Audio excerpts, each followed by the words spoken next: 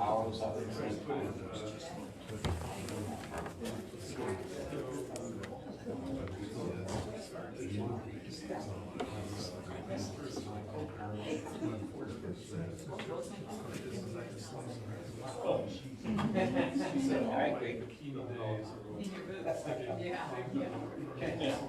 All right, we're going to call the Utilities Committee to order.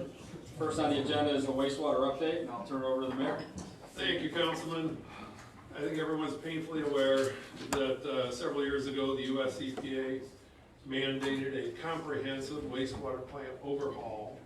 And I think they insisted it be done, if not by the end of this year, pretty close into next.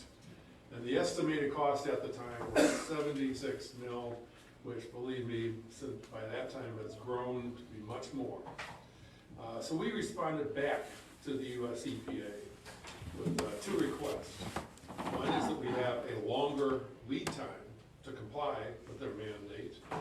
And secondly, that we begin with smaller projects that we can hopefully spread out that cost burden across taxpayers over a longer period of time. We also implied that we would like to work toward joining Lorraine County's wastewater consortium when it's established and sort of get ourselves out of the wastewater treatment business. And the US EPA essentially said, okay, but show me your new plan by the end of 2025. It's at this point that I'll introduce Ed St. John, who is with CDM Smith, who's contracted to be our wastewater consultant, and he's going to explain where that plan is going. Thank you. Thank you, Mayor. So good evening, President, Councils, Council members, City of Vermilion. Today, talking to the Mayor, so we'll give an update where we are today with the project, not only with the plant, but also the collection system. So, we'll go to our agenda. I'm first going to talk about the administrative order of consent. Just refresh memories, talk a little more, go a little further than what the mayor just talked about. And that's the AOC between US EPA and the City of Vermilion. Start with that, set the stage, show how we change the schedule in favor of the City of Vermilion. Then I want to go over our project status. First, status with the plant improvements design. And second, we'll talk status with the sanitary sewer collection system planning, engineering services. We'll go over that. So talk about those two, where we are. Major milestones. Per the new schedule, we have major milestones at the end of December, so at the end of the year. And we'll go through that and tell you what we have to submit. And then we'll look ahead for 26. So that's the plan. If there's any questions, you can interrupt me. I like to say these are informal, they're unrehearsed, and they're open dialogue. So let's run with it. So back in November 30th, 2021, that's when the AOC under the Clean Water Act was issued between US EPA and the City of Vermilion. And so Vermilion was tasked to do a few things. One, address the permit limits, effluent limit violations, and bypasses at the plant. That was number one. Two was to reduce I&I, infiltration, inflow in the collection system. What we mean by that is a direct connection on surface flow going into your collection system, that's inflow. Groundwater coming in, seeping through, even water coming down, rainwater coming through, going to a joint, that's infiltration. Going to a joint of a pipe, going to a joint of a manhole. So reduce I&I, big one. Eliminate SSO, so that's sanitary sewer overflows in your collection system. That could be, you got a heavy rain event, the sewer charges, a manhole pops the top, and all of a sudden you have flow going on your down your street. That's an SSO. And so part of it, so focus on SSOs, I&I, your permit limits, the effluent limits of the plant, and then evaluate improvements. What are we going to do? What improvements are we going to make at the plant and the collection system to reduce I&I, to eliminate SSOs, and to address your compliance at the plant? So the original schedule had implementation completed and in compliance by December 31st, 2026. That's next year. So that's the original schedule. When we got into this project, that's what we were up against. We meaning City of Vermilion, the consulting firm CD and Smith. We were retained in January 22 to provide wastewater master plan engineering services. And our scope with the city was focused solely on the plan. However, we knew that with the AOC, they were focusing on the I&I, they were focusing on the SSOs and collection systems. So we added a chapter to the report that discussed a 8-point I&I reduction program that the city could implement. So in November of 22, that's when we submitted the master plan report to US EPA and Ohio EPA. So that report is a roadmap that identifies expansion, upgrade, improvements at the plant so you're better, so the plants enables the city to better handle current flows, accept future flows, meet regs, and then extend the service life of the plant for another 20 years. So that's the master plan report. We submitted that November 22. We went back and forth a little bit with US EPA and Ohio EPA, and it was approved on January 18, 2023. So just give you a little background. So after that, we worked with the city to get a DEFA loan to pay for the services to do design and the study. And that worked, we went back and forth for a couple months with DEFA, submitted the applications, and the city landed the loan. So we were retained in November of 23 to design the plan improvements and to do the study in the collection system. So we started to work, and then around, I would say, then we started hearing about the 6119. There was talk about this new sewer district in Lorraine County. And then when we got to 60% of our design, we started seeing this price, as the mayor said. It was no longer the 70, it was moving up to like $100 million. And I put the brakes on and said, well, hold on for a minute. We need to talk to EPA. Can we get a better schedule that's more feasible for the city of Vermilion, better for the ratepayers, it's practical and can be met, and let's work with them. And we negotiate from October 24 to February, back and forth to get an extension on the overall compliance with EPA. And the drivers for the extension, so once again, we're talking October to February of October last year, February, early February this year. So the drivers were, we heard about the 6119, you have the sewer district, we're talking about a west side plant, possibly up Baumhart Road, running lines down Baumhart, and go, well, we could design a pump station, and we could put a pump station on the site, we could decommission the plant, and we could pump to Baumhart, and the new plant could take the flow. Gotta look at it. And so working with the mayor, working with Tony and Chris, so we need to look at this other concept. And you would, like the mayor said, take you out of the treatment plant business, but you would send it to this new plant. So that was one of the reasons we asked for the extension. The other one was we had to find an economical way to pay for the improvements. Okay, so you have these long-term improvements that we're going to go ahead and just this upgrade or replace pieces and parts of all your process treatment units at the plant. And so we said, well, how do we do this? What's the best way to do it? Because you're going to pay, you do everything and it's going to cost you $100 million, or do we go ahead and back off and say, let's phase it? Would you accept us phasing it? And I mean, it's deja vu right now. I talked to you guys in December last year, how we were starting those discussions. So anyways, this closes us that talk I had back in December. So we talked about phasing it, and they accepted that, and so we would do short-term, mid-term, long-term improvements. So we'll start off with what really needs to be done at the plant to keep it rolling, and keep it operating, and keep meeting the permits. They do a great job of what little they have. Almost every process treatment needs help, especially electrical. So that was another driver. Phase this construction, do that kind of approach, spread it out. spread it out.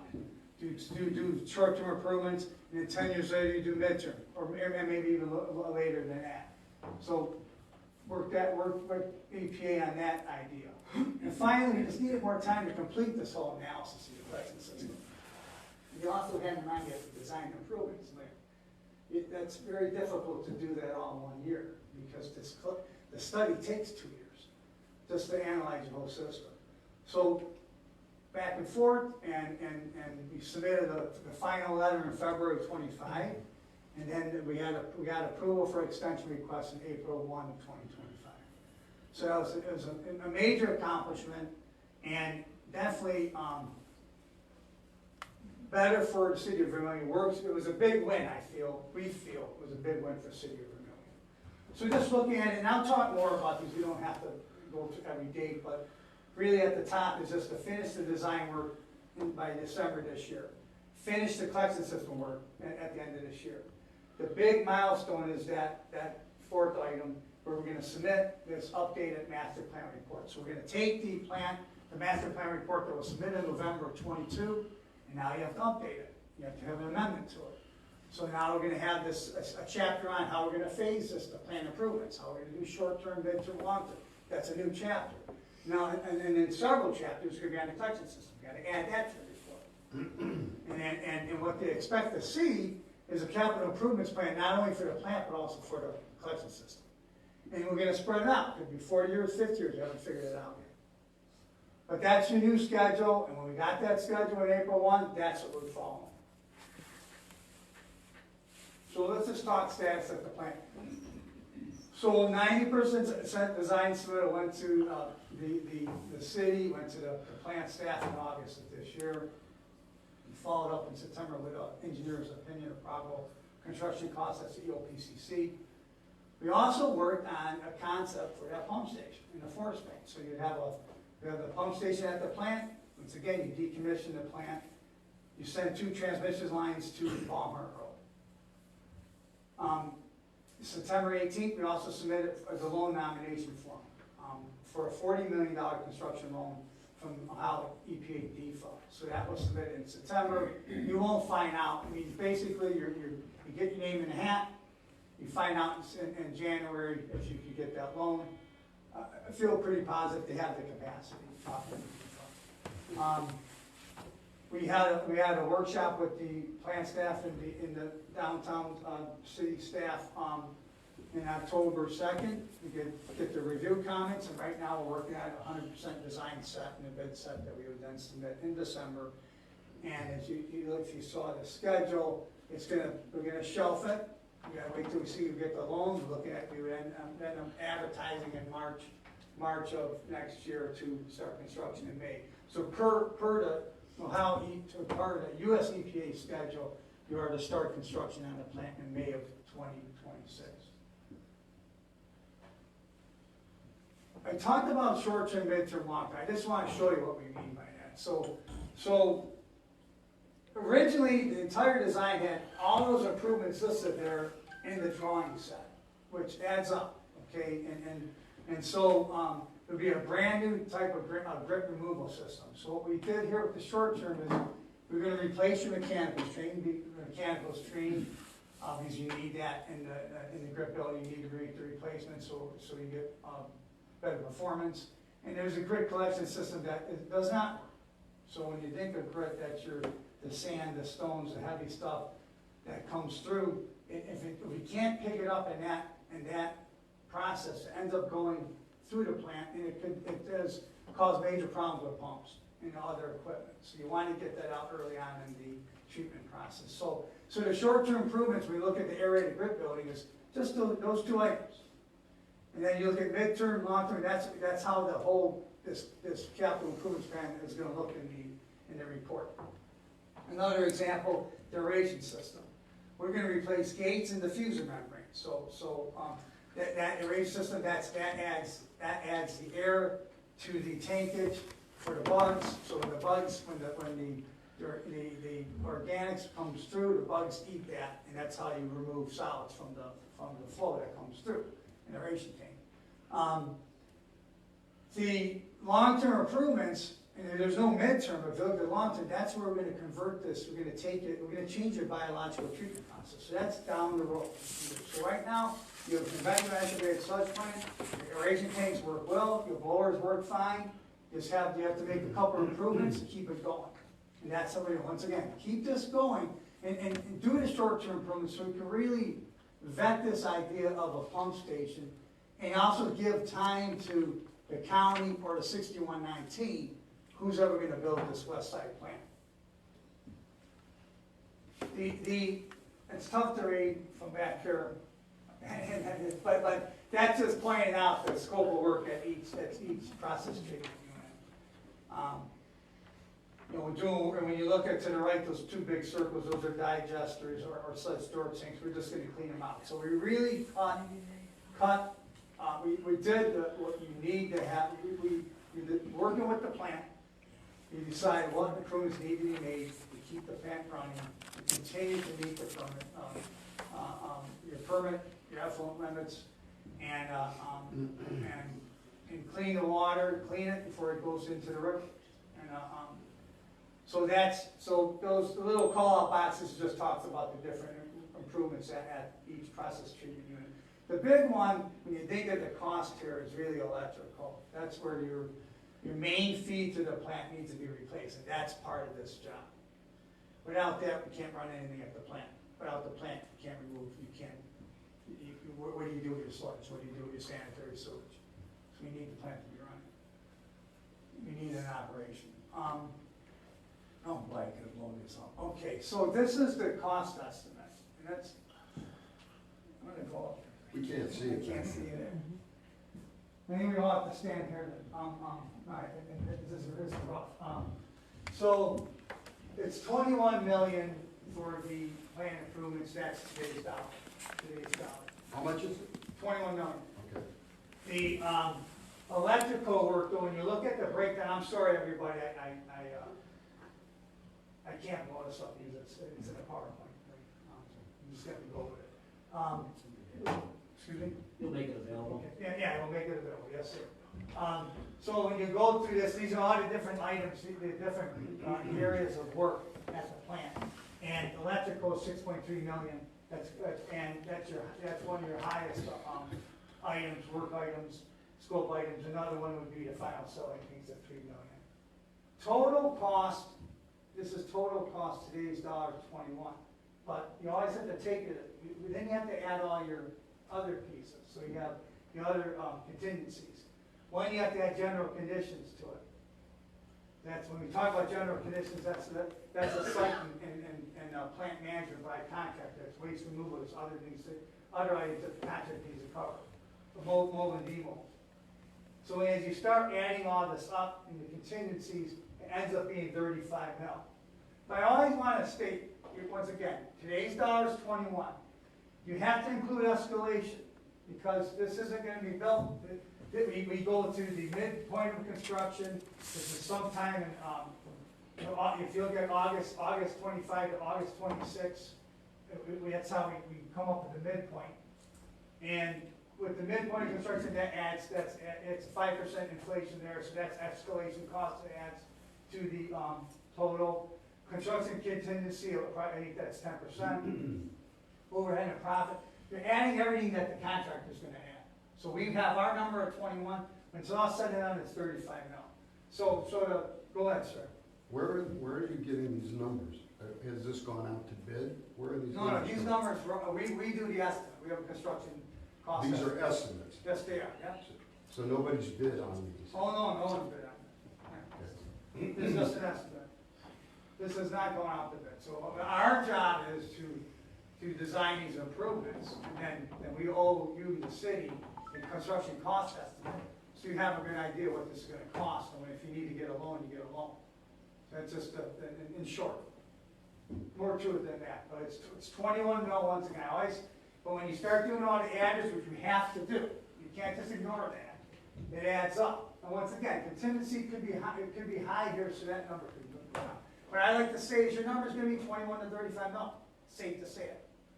Maybe it's 30, but it's 25 to 35. Right now for these improvements, for short-term improvements. And once again, I apologize for how tiny the screen is, the numbers, but once again, I couldn't see it either. But let's go. So any other questions on cost? So we also looked at this pump idea, right, the pump station, and yellow on the bottom there, it's to the, it's sitting next to the insulin pump station. Our idea is to put a pump station there with a valve vault and a meter vault, and then pump 2 transmission mains to Baumar. This is just one of our drawings showing 3 submersible pumps. It's not if you're familiar with pump stations, it's not a dry pit wet pit, it is a wet pit. It's a submersible pump system. That would be the most cost effective. And they work well. So you have a wet roller pumps inside. Now we're going to talk cost. No one fall off the chair here, because you're going to look at it and go, well, we're just doing a pump station. Why would this be expensive? So, once again, I apologize for the numbers. So today's cost would be $28,570 for a pump station. Big cost there is the force span. That's a big cost because there's 2 transmission mains going to Baumar. We picked a route. It could change next week, but we picked a route, and that's $20 million just for 24-inch pipe, 2 pipes, because you need redundancy, and that's $20 million. So that's the estimate. There's $28 million. As you start adding all these general conditions and direct costs, and another thing, this is a conceptual. So when you talk contingency, at this stage of the game, we do a conceptual cost estimate. We use 30%. It's not 10%. It's 30%. I've done studies where we had 50% because it's no one designed this. It's conceptual. So it's a conceptual design, it's not a preliminary design, it's not a final design. So it's 64. I'll say this, I know I'll be quoted in the paper. I think that it's 64, but if you go down this path, contingency would go down. The midpoint, the escalation is $14 million. All those numbers would come down. I think that it's safe to say this, that if you decide to do a pump station, went with a pump station and you decommission your plant, yeah, it's cheaper than if you did the entire project, the whole long-term project, which is $100 million. It'll be less than 64. But so the pump station idea, which I felt was very attractive, I still feel it is. Let's not give up on it. But it's more than maybe what you thought, if you've ever ran numbers on it. And if you're going to run a transmission main, you need to have 2. If one goes down, I don't know what you do. So you need 2. What, can I ask again? Yeah. We can't see it. What is the final number at the bottom? Final number 65. How much? 65. 65 million. Yep, you got it. 65 million. Yep. Ed, do we need to add in that first total that you gave us, what was it, 35 or 40? So no, that would be in place of the plan. Okay. Yeah. So it's 65 million for a pump station. 65 million based on a conceptual estimate with a 30% contingency. So really, it's a bigger number now. And so if we were to take it through 100% construction, 100% design, that number would come down. Because you still have to do capital investment in the meantime before the lift station comes, correct? So you're adding another Hey, 20 let's do this, million. everybody. So we need to have a record of these conversations. And I know Mr. St. John opened it up a little bit for discussion during this presentation. But if you're going to speak, we'll let you come up. I'll let you come up multiple times. But come up to the podium, address, name, and let's have a little sense of order. And not that you guys are being disorderly by any means, but that way we can capture it on the record. And we'll let you come up multiple times if we need to. But that way we can just have some order. Make sense? I apologize. No, it's all good. I'm trying to let it go a little free, but we do need to help Melanie out here and have an accurate record of what's going on. Oh, just gotta keep it going. You got about 15 estimate or slides. All right. So So now, that's the plant improvements. Here's the collection system improvements, where the objective of doing this study is to reduce SSOs, pay for backups in your system, comply with administrative order. Just when you look at this table to the left, what are the sources of risk? What would excessive inflow, I&I going into your mains and laterals, in your piping below grade. You have maybe your sanitary sewage and drainage system just can't handle they don't have the hydraulic capacity. And then you have like any other city like yours, it could name 15 of them. You have 50, 60-year-old piping. Sometimes it needs to be replaced in the future. You have piping like VCP that has no gaskets. You have pipe that has gaskets. It's deteriorating. So that's where I&I comes into play. So just quick, just to show what we've been doing for the last 2 years or 1.5 years. For 12 months, we had flow meters, and at 15 sites, we had rain gauges, and it revealed there's extensive I&I. What's in purple there, which is Alberta and VOL, I mean, those are where your high I&I is. What does that mean? It means it's leaking like a sieve. That means when it rains, the water's getting into your sanitary sewers, it's making its way to the plant. And it's also, it could surcharge, and all of a sudden you have SSO. So it's all of that combined. The green is better, but not much better, because you look at peaking factors, your peaking factors are very, very high. I won't go in, I know I have a limited amount of time to talk. I can talk forever. The citywide windshield survey, we did that too. And what's interesting there is we went down streets, also went down streets, we identified where poor drainage was, and so you see ponding there, and there's no curb, no catch basin.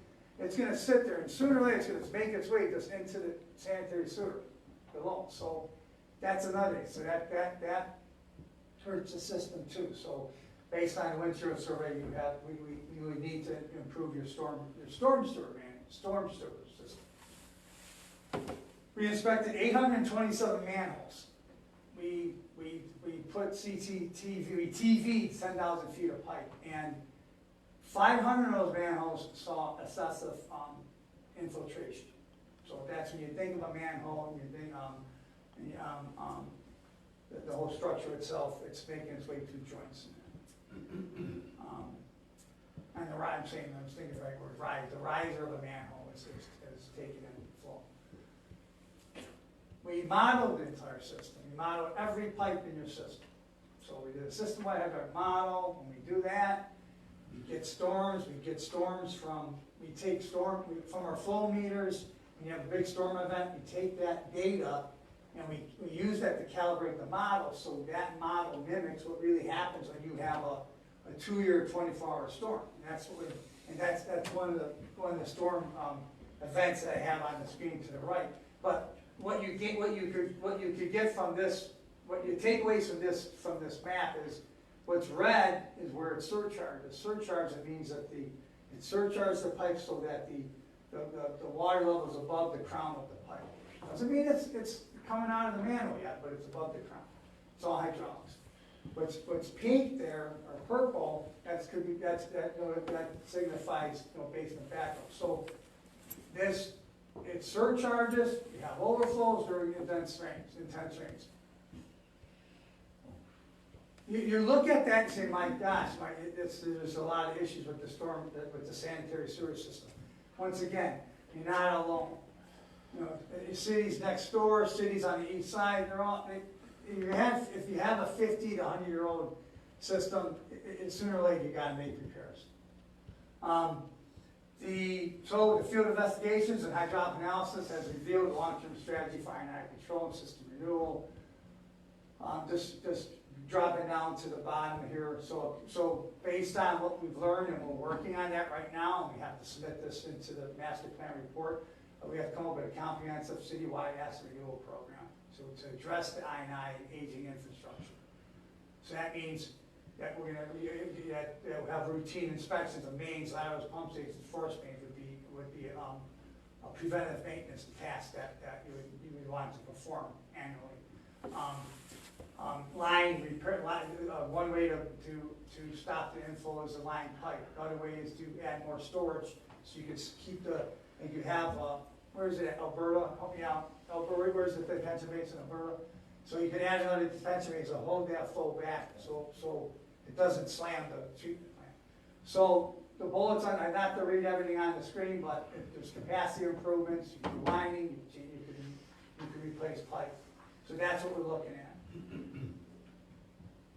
This is, all I wanted to show here is that it's just part of this whole risk mitigation strategy is we have to come up with a master plan for the collection system to put into the master plan report. That's what US EPA expects. So it's gonna be, once again, it could be 14, I mean, it could be 15, 20 different projects over a 50-year period that you would need to perform to improve the system. So, we went over to AOC, we talked about the status of the plant work, we talked about the status of the collection system work. So we have major milestones at the end of this year. So here's what we have to have done by December 31st. We have to complete the design of the short-term improvements. We're on good pace here to get that done in next month. We need to complete the evaluation of pump station concepts. So once again, we did this conceptual design. If you want to take it any further, we need to talk about it. We need to complete the study of the collection system, get the planning work done. And then what we submit on December 31st is the updated master plan report. And it's going to include a CIP, capital improvements plan, and milestones to, one, construct the phased improvements at the plant over a 40 to 50 year period, and then also construct improvement projects in the collection system over a 40 to 50 year period. So that's what we're working on. So once again, we're going to take the master plan report that we submitted in November of 22, and now we're amending it. That's what EPA, US EPA expects. Just a look ahead further. So we're gonna hopefully in the January get the news about a construction loan from DFA to help you with the plan improvements. Advertise in March of 26, start construction in May of 26, and complete them in 29. That's the schedule. That's the US EPA schedule that was the extension that we got, and that was the new schedule to fall. And that's what I showed early on. So those are the dates. So we start. Looking at your improvements, we probably could change that a little bit.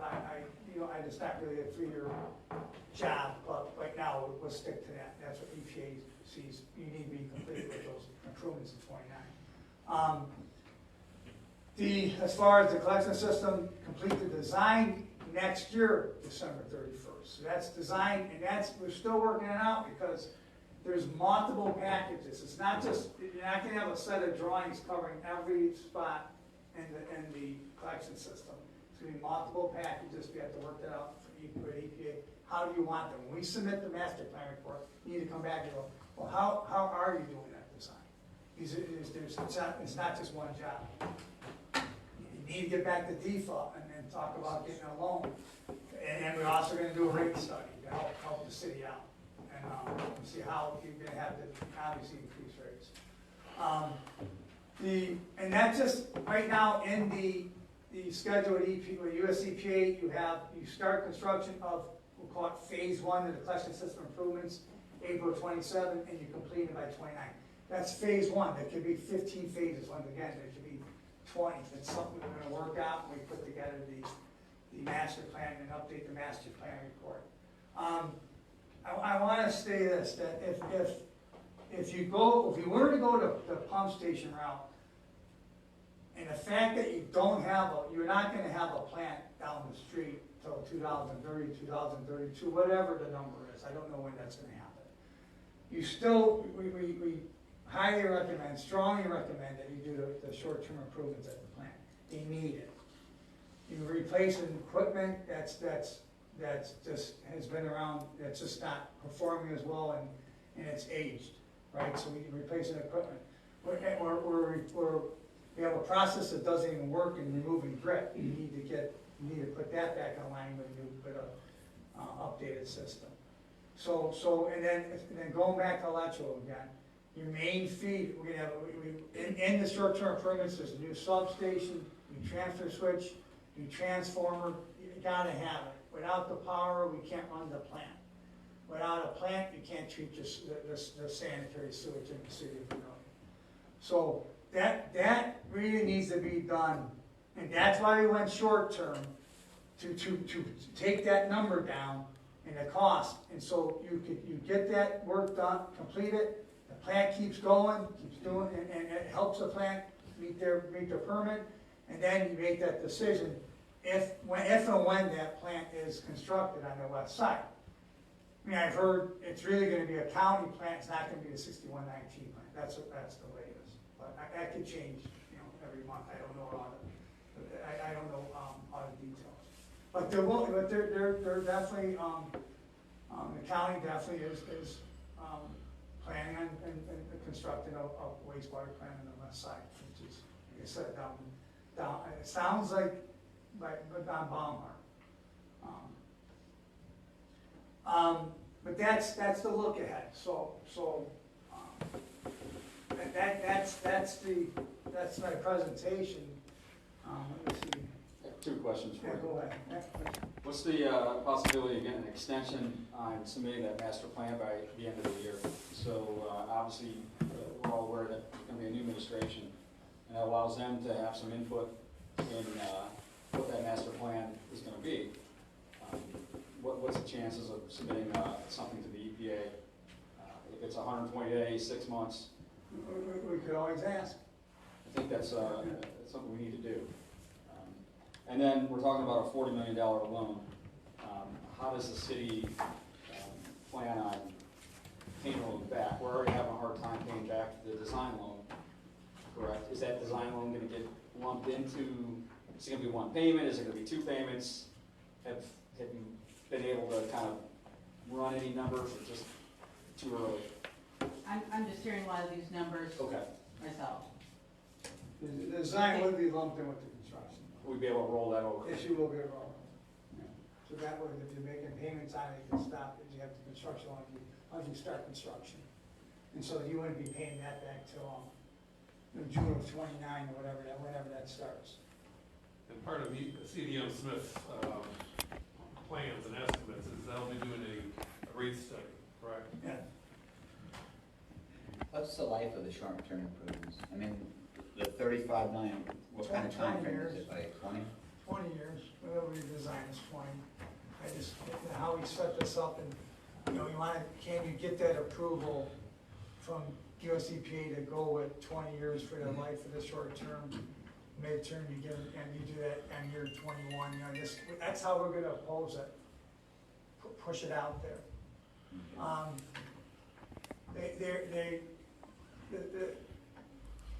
When you think of the treatment system, you look at the performance, you look at the numbers, once again, they do a great job on what they have, what little they have. This is gonna improve performance, once again, continue to meet the compliance, and it just extends that service life. Because a lot of this equipment, there's no redundancy, you have 1 pump when you need 2, 1 goes down. Once again, if electrical goes down, I mean, they have problems with the transfer switch. You don't have a transfer switch, I can't transfer over to the generator. If I can't get the main feed, main power. That's the biggest concern. Is electrical. But I go 20 years. Whenever we design is 20. Any other questions? Yes, sir. So ultimately, I mean, even if you put the pump station in, we're still gonna have to maintain the current wastewater treatment plant. I mean, as a backup, I mean, at least it has to be. No, if you end up going with the pump station, you will end up decommissioning that plant. Okay. And, in order to make that move to build, to construct a pump station at the plant, we gotta make sure we have a working wastewater plant to receive your flow. And there'll be a fee when you go in there too. Which obviously, with the 6119, their conception is to have that somewhere on the west side in 2032. So technically, we're not gonna decommission that until like 2032, Yeah, that- 2030. Yeah, That's no, right, yeah, but yeah, that- yeah. that's why the short-term stuff is Right. essential no matter what we do. Right. We're still gonna have to handle our wastewater. Yeah, So, yeah. more years to come. So, yeah, So so it's you, two, so, it's 2 million a year, basically. We're gonna, we'll give you an opportunity to come up and, It's just this side conversation, we were $200. if we can't have any side comments, because we're trying to do a record here of everything that's being said, all right? So if you wanna speak, we'll let you come up to the podium and you can speak. Any other questions from council? Just real quick, so the electrical work, the 6.3 million, would that, that electrical upgrade, would that work with the, if we were to eventually switch over to a pump station, would that be enough? that'll be figured in on it, yeah. We're gonna make sure we size it for that if you went to the pump. So we wouldn't have to do yet another electrical? No, you upgrade? want it, because those pumps are not small horsepower. And then when you're going about 5 miles, and you're pumping through a 24-inch pipe and 9 MGD, it's expensive. So you're right, and it needs a lot of power.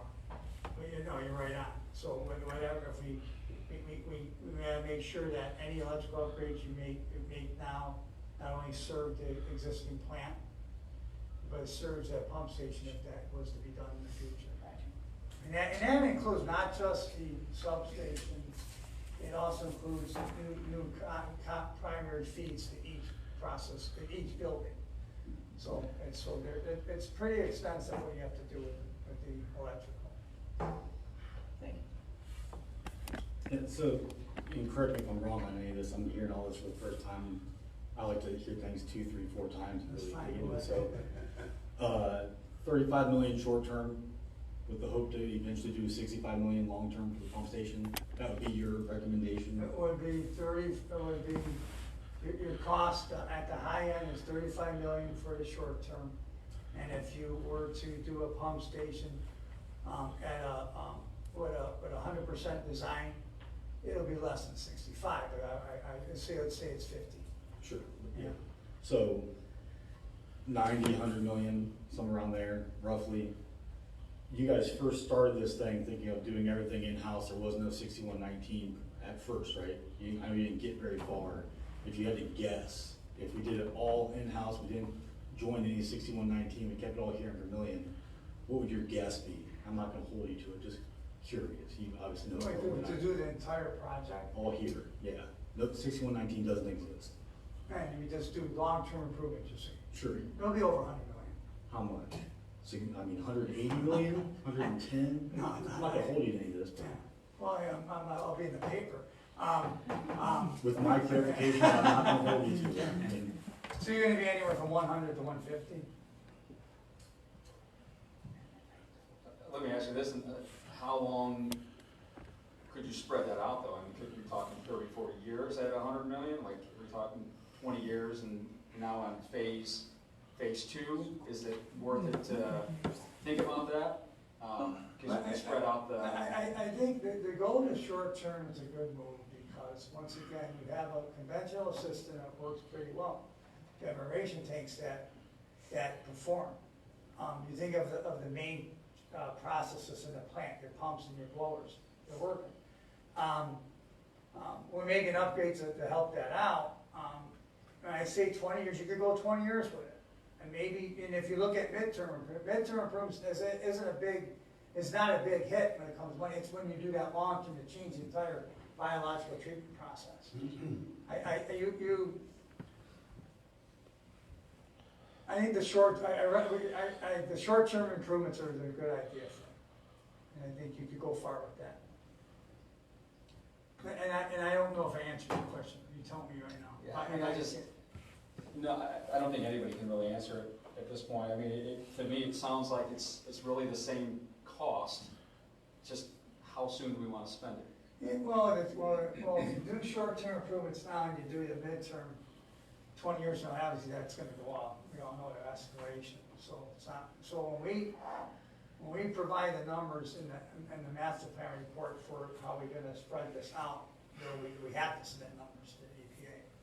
Now, whether I say they're $20, $25 or we do escalation of 2050, which I really don't want to do, but if you do that, obviously that goes way up.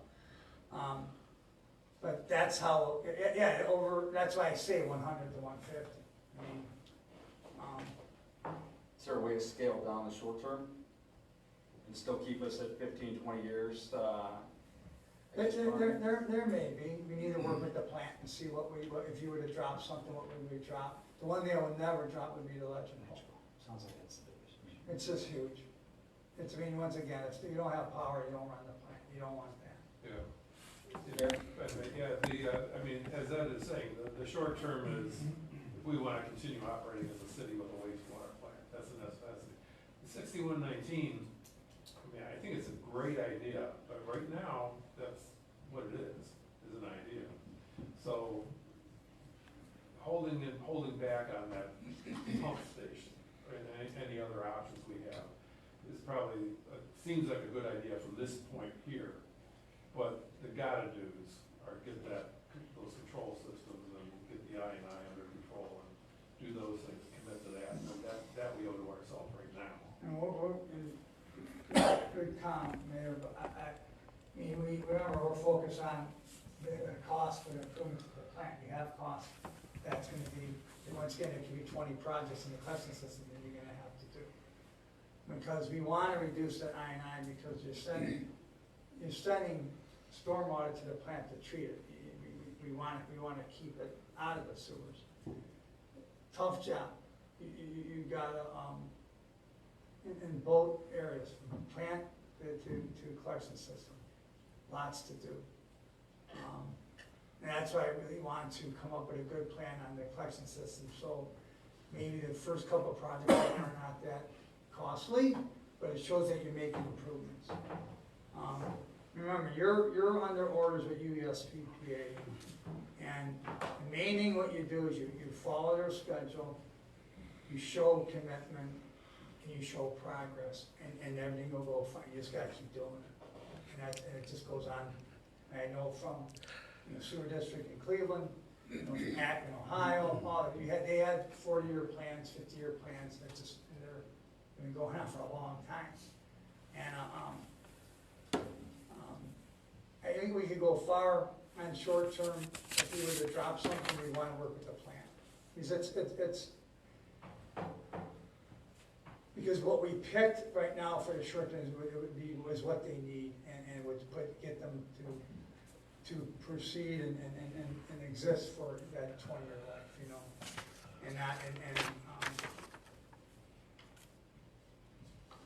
but if that's a request, we could look at it, definitely. That's part of the whole process of the work, is the team. It's everybody here in the plant and downtown and us making the right decisions. Yeah, sorry, I appreciate it. No, I had a couple more before you. The reason I was asking these questions is one of the things that when this first came up is it sounded like it'd be a big cost savings to us going to the 6119. So just based off of these numbers that you gave us today, and then I think I remember the Lorraine County Commissioner saying that they wanted us to pick up half the tab for 20 some odd million for the portion with the state. Don't hold me to that, it's gonna be close. It's like 22.5 or something like that. Doesn't sound like we're saving a whole lot of money. And then especially, one thing I have a big issue with, especially when the numbers are that close, is we're giving up control. I don't really trust our government, let alone to trust the county government to have control over us. I mean, they can have us over a barrel. And I haven't looked at these, I just saw these numbers. Unless we get a ton of help from the state or the feds, I see no way we could pay for any of this stuff. Especially like the short term, yeah, it's good for 20 years. I don't even know how we would pay that in 20 years. I mean, that's just first things that pop up in my head, but if they're that close, would you want to give up that control? Especially with the I&I, because over there, we're gonna be charged for that I&I. They can charge us whatever they want for the roads. Yeah, we're here, we can contain I&I and add it slowly, but over there, it doesn't matter, we can contain and add it slowly, but they're gonna do it by volume. I like the fact that I have my own plant to operate and maintain. You're right on with the I&I. We don't get that out, you're paying for that. We start sending stormwater to someone else, you're paying for it. It's a ton of work. It's what you guys have in front of you. I want to do anything we can to help they've come up with the best way to get it implemented, but it's costly. Let me just say this about the pump station concept, once again, it's a conceptual design. If we take it to 100% design, that number comes down. But if I say it's gonna come down below 50, I don't know. And I say that because you need 2 transmission mains. If we get rid of one, that saves a lot of money. You saw 20 up there, divided by 2. It's 10 million gone. But then you sit there and go, how do I do this? I'll send one line to Baumhart. Once again, I believe the plant's gonna be somewhere up the street by the lake, okay? I don't know that, maybe you guys know more than me. But, because it seems like it's changed. But if you just have one line, if we lose that, what's the next thing we do? The other idea would be to have some kind of quick disconnect coupling on the discharge of a pump, you fill up a tanker truck. You don't wanna do that. That's the only way, I mean, you don't wanna do that. Believe me, we thought about everything. I didn't wanna put 2 lines through. How do you do that to bring the cost down? But that's the most practical, it's the right thing to do to have 2 lines. But when you take it to 100% design, the number will come down. It's, once again, that's conceptual with a 30% contingency. There's $25 million in that cost there, it's contingency. So take that 65 and subtract the 25. It comes down, you know? So I think that we should vet that a little more. I think doing short term is the way to go with the plant. If we need to cut something to get the cost down, we do that, but once again, work with the plant, work with city staff.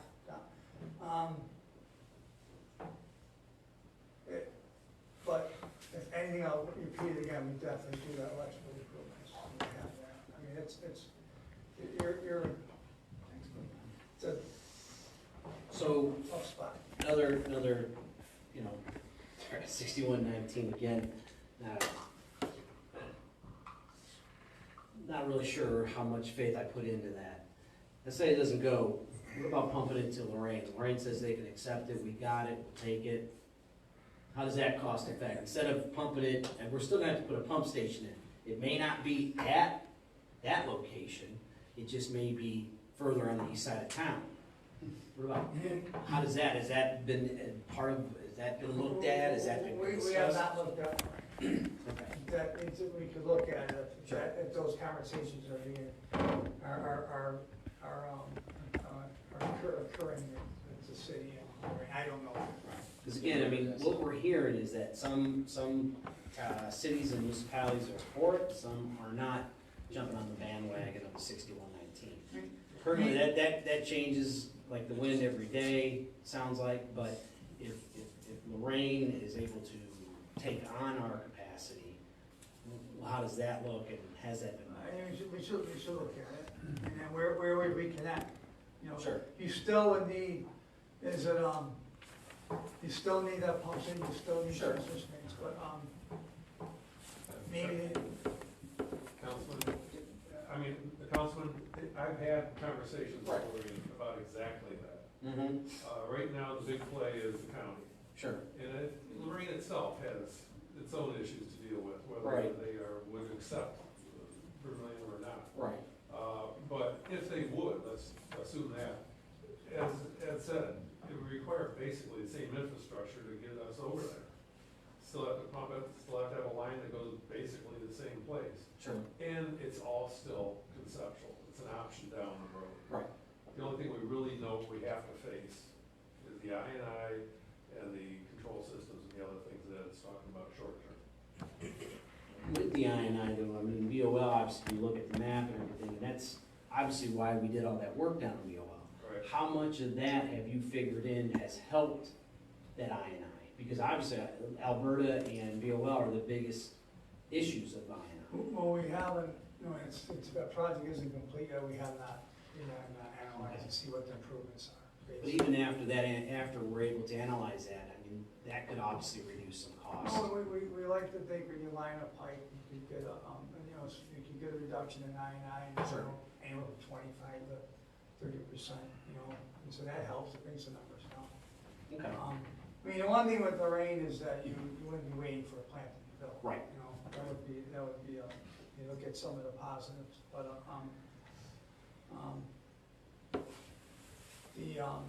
but I go back to you, sir, that pump station, just remember that is conceptual, I want everybody to hear Conceptual. that. Yeah. And if we're serious, okay, let's get it to 100%, and we need we gotta start cracking it before December, say, get it to 100%, see where that is. Because you have 100%, you're gonna have 100% of the plant drawings, and,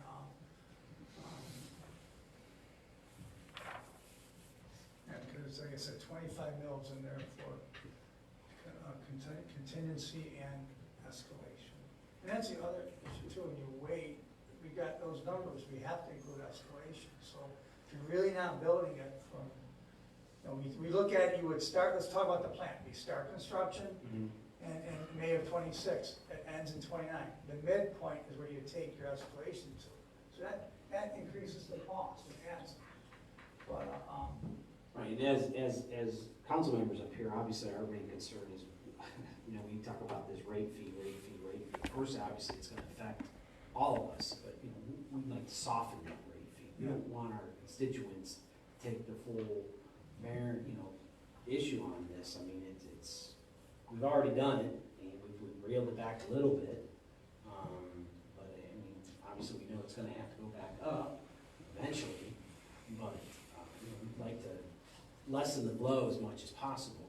And I guess we also have to look at how the township, because again, township feeds into this, and how can we have the township pick up some, or if not, most of all this cost as well, so.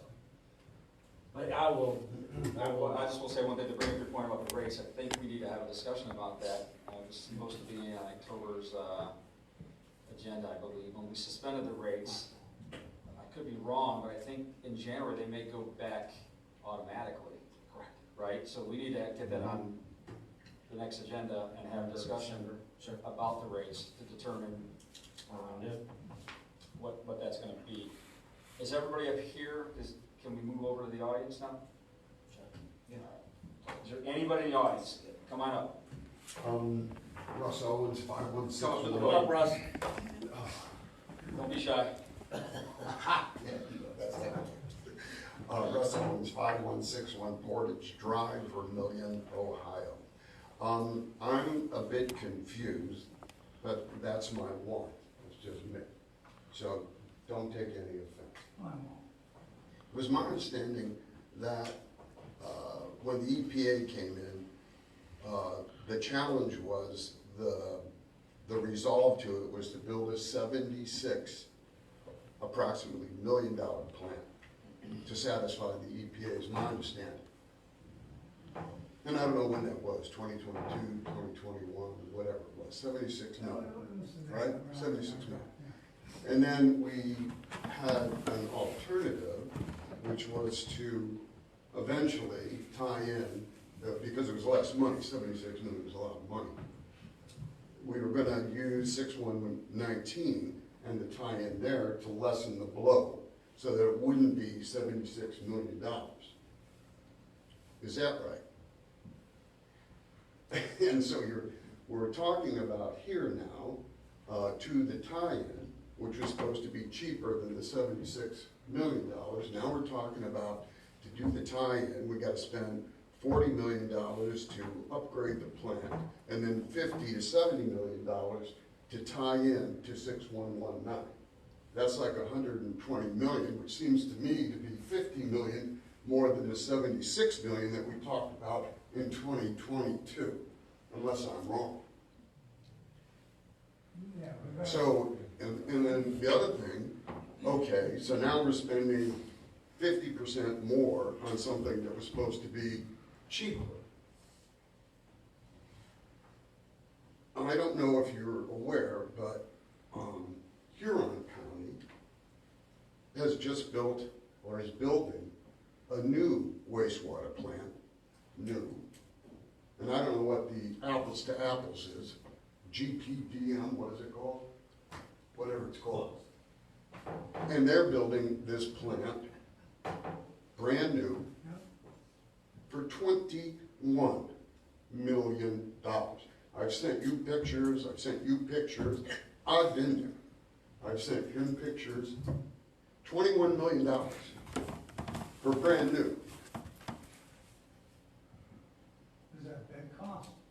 Well, we'll get into that. I know this is taking a long time, but it's $21 million, of which the design didn't cost $2 million, didn't cost $4 million. The design cost $1 million. And if you're good at math, that's not 10%, that's 5%. So something's, in my opinion, there's a big disconnect here. I would like to, and I've offered to take people over there, because I've been invited by Matt, to show you what $21 million looks like. Have you been over there? No, I haven't. Have you been over there? I know you haven't. Nobody has. Why? I care. It's $21 million. Just doesn't make any Do sense. you know what type of plant that is? Well, I'm not an engineer, Well, but it's I like- know there's apples to apples, and we'll try to get you that number. You and I will have No, discussions. that's fine, I'll be happy to talk to And everybody. we've taken a lot of I time, mean, I know it. that's an extended air plant, so it's totally different than this. I don't know. It is. So Okay. it's extended aeration plant. Well, It's is got- it, Well, I'm saying 21 million. is it $100 million more, what we're doing? Well, I'm just looking at the 40 Okay, million. I got it. I It's 40 understand. versus 20. But Yeah. that's, you're talking, it's not apples with apples. I'm not saying And I it is. guarantee that's a green site. Yeah, I'm not saying it. I'm saying It's not- somebody should take a look at it. And why is that $21 million? I know it's today's money, I got that. And the design of a $21 million plant was $1 million. We've already spent over $5 million for these designs. No, you Yeah, I've got the numbers. We'll have Thanks. to keep it back and forth, to the minimum here. don't. Mayor? Yeah, just a couple points, that the original 76 million wasn't to build a plant, it was to rehab the one we had in the beginning. We looked at the option of building up elsewhere, would have been a lot more, so we decided to rebuild in place. That 76 million, as Ed alluded to earlier, is no longer 76 million, that was 21 or 22. It's now closer to 100 million.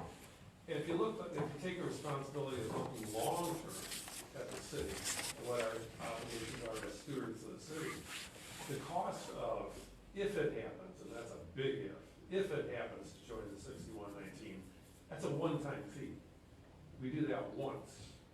If we rehab our plant, guaranteed, EPA or its successor organization will be after us again to do it, rehab it again, and then again, and then again. If we build that line, we join the Lorraine County, then that's their problem to update that plant. So that too is an apples and apples. Building our plant in place, which is always an option, rebuilding it, or getting out of the wastewater treatment business in the first place and shipping it off. It's two different things. And what goes on in Huron, I believe, probably Tony, I know, has talked to him, and I don't believe that's a comparable situation. And it's a different type of treatment. It's extended aeration plant versus conventional. What we have here is a primary sludge over there, you know. And there is a difference, if the city wanted me to go look at it, we gotta do it. I would go look at it, why not? But it's not apples to apples, that's all. All right, we have another person from the audience. You state your name and address. Phil McCord, 4135 Menlo Park Lane. Based on what I've heard, and I'm sure most of you share the opinion that these numbers are just staggering, I don't think we can afford it. I think there are some potential options that are available to us. We need a little bit more time to look at them, and one of them is the potential of tying into Lorraine, or the potential of tying into Erie County, the project outside of Huron. I'm not sure if all of you are aware, but within the contract with CDM Smith, there is a stop clause. And I'm proposing that you ask them to put their pencils down for 90 days until you can look at this a little bit closer. Currently, if we were to stop, out of the $4.5 million that was originally allocated for this project. And this year, the budget was, that's encumbered, was $1,842,000. Of that, there's still $664,000 that's potentially available to be saved if you put a stop to this for right now, at least temporarily.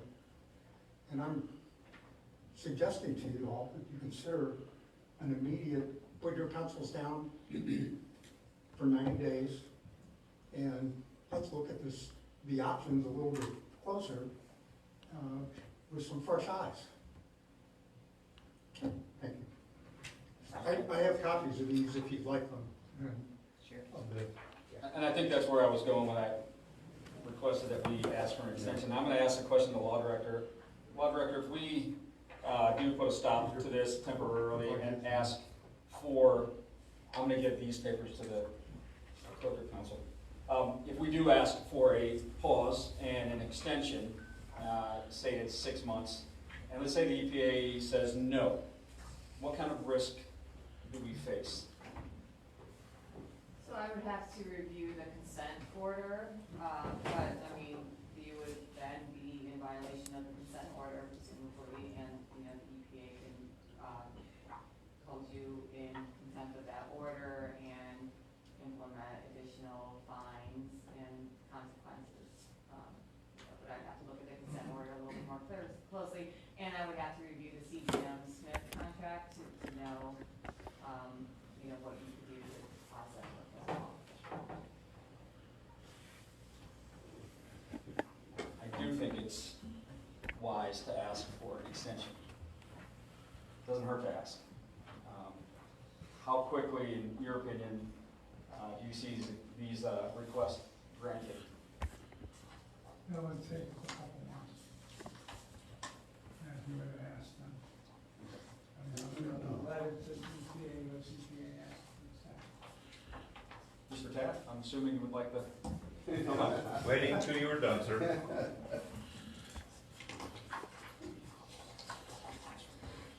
Wasn't originally going to speak on this, but I've heard some things I feel like I'm obliged to. Homer Taft, 3972, excuse me, 72 Edgewater Drive. I think Councilman Drew's idea is very prescient to put a pause on this. I'm in admiration of the fact that you folks are sitting up there and haven't fallen over in your chair. Because I'm pretty sure over the last year that this has been negotiated, you haven't heard any of this. And I'm also pretty sure that the gentleman who spoke first in the audience, Mr. Owens, who is going to be your next mayor, let's just put it on the record, by law, he's the only one that can be at this point, is the one that you're going to be obligating to do something. And over the past year, he has made the wastewater treatment plant one of his particular areas of study and involvement. And yet also, and for at least the last month, he has been the only person that can be the next mayor. Nobody has shared it, apparently that information with him either. That ought to bother the hell out of you.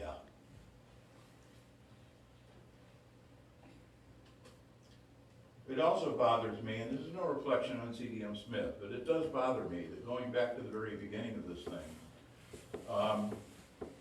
Commissioner Moore and others in Lorraine County had plans to do a Lombard sewer plant and originally tie it into PQM over in Lorraine, which is exactly 3 miles, I believe, from us, several years ago. But when we studied for a new plant, we did not contact the county. I know because I spoke to not only the commissioner, but people responsible in the community development and other departments, and so did others. And nobody spoke to them back then when that study was made for the 76 million versus the 100 million. Nobody spoke to the city of Lorraine when that study was done, with a plant with excess capacity sitting 3 miles down the road. And I recall that the study of CDM Smith at the time was 76 million for this plant, But because of the pump station, it would be $20 million more to go to Josie Park or someplace else. 20 million has become 65 million, miraculously somehow. Inflation is not 300 and some percent. Something is wrong here. So, it is regrettable that this council and prior councils have not been kept fully informed. Going back to the beginning of the sewer contract, going back to the consent order that was entered without ever discussing with the council. In my opinion, still, the sewer contract with the county commissioners, Erie County and the township was illegal when it was entered. Because it has expired and you cannot renew an expired contract by law. So I do hope that we hit pause, that all of you get fully informed, and that that gentleman back there gets fully informed. Because anything you pass come January 1st is up for grabs anyway, and he's the one that's gonna have to execute it. So let's involve him. Thank you. Anybody else from the audience that'd like to come up? Do I have any other comments, questions from council or the administration? All right, well, I guess then we will go ahead and close the utilities committee. All right, health and safety, we'll open. We'll start with fire chief's report. Chief Brown. Thank you, Councilman Holmes. September, we had 34 calls for service. We're still a little bit ahead of what last year's numbers were, about 21%. If we look back in the spring, I think we were 35 or close to 40% ahead of last year's numbers. So while we still are busy, we've slowed down somewhat. Personnel, Lieutenant Mike Christie just completed a fire safety inspector's class through Bowling Green. Tom's our 8th fire inspector that we have on the department. Training, we're currently hosting a firefighter 2 class at our department. We've got 7 firefighters from Vermilion. We have 3 firefighters from Wakeman Fire that are in this class. We still have to check all the boxes for the state of Ohio, but hosting the class gives us an opportunity to kind of Vermilionize the training, utilizing several of our personnel as well as myself to instruct in the program. We're usually on Monday nights and Wednesdays as well as Saturdays. And when completed, the members will be able to take the state test in probably late December or January. Ladder truck, we've spoken on over the last several meetings. Committee approved, narrowed the choices down to two vendors, Sutphin out of Dublin and Pierce out of Appleton, Wisconsin. The members met with each representative separately, kind of go over their bids, their proposals. And after meeting with each one of those, the committee chose to go with the Sutphin product. $1.8 million. Please don't fall out of your seats just yet. There are several prepayment options, which I've been meeting with the finance director to make the best decision there. If you prepay a certain amount, you can decrease the final price. Between the 2 products, again, the Sutphin product came in at 1.8, Pierce came in at $1.9 million. One of the problems of the 3 trucks that we looked at, Sutphin was the only truck that actually could meet our height requirements for the bridges that we have in town. Again, the truck will look very similar to the truck we have right now. Their technology is improved, but the general makeup of the product is still the same that it's been for 50 years. Right now, like I said, I'm meeting with Amy. We've talked about the best options there. The build time for the truck's about 23 to 25 months, which is considerably less than the other 2. The other 2 vendors were right around 48 months, and that can vary as well. We will be coming to you soon with some legislation to make that purchase. We've got some other things in the mix as well. That truck is going to be combined with another truck, so we'll be able to get rid of one of the trucks, which can also give us a little bit of money to put to kind of offset that cost of that truck. It is a 30 to 35-year truck, that's our hope. When we do get the new truck, it'll be replacing a 31-year-old truck that we have right now. Other truck items we've had recently, we talked about our Engine 81 failed an inspection last month due to severely rusted frame rails. We're currently looking at options on whether to repair it or to simply sell the truck. It is currently out of service. It will not pass a DOT inspection. We do have a slim hope, very slim, that the frame rails are possibly still under warranty.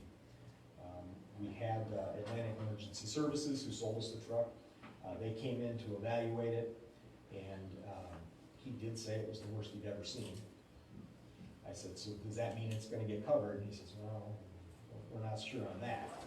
So those things will be sent off to Pierce Manufacturing. They'll look at it and determine the outcome there.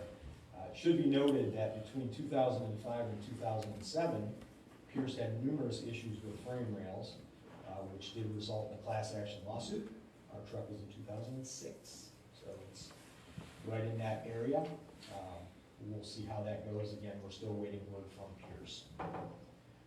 October 8th, we had the Ohio Fire Chiefs in.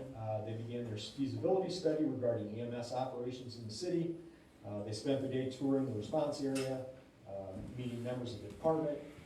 We met with Life Care, our finance director, our head dispatcher, Rolovix, the mayor, and also incoming council president Lucas.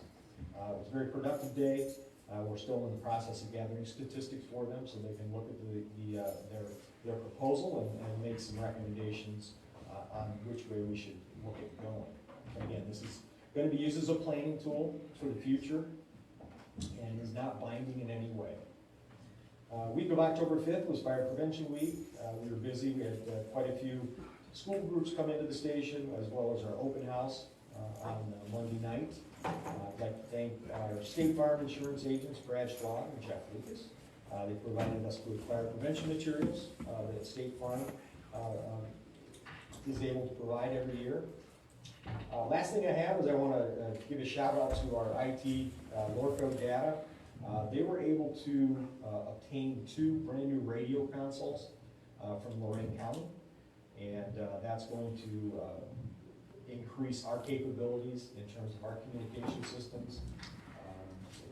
It's going to make our system much better once we're all done with it, and I just want to make sure they got an attaboy for that. So that's all I have. If you have any questions. Any questions?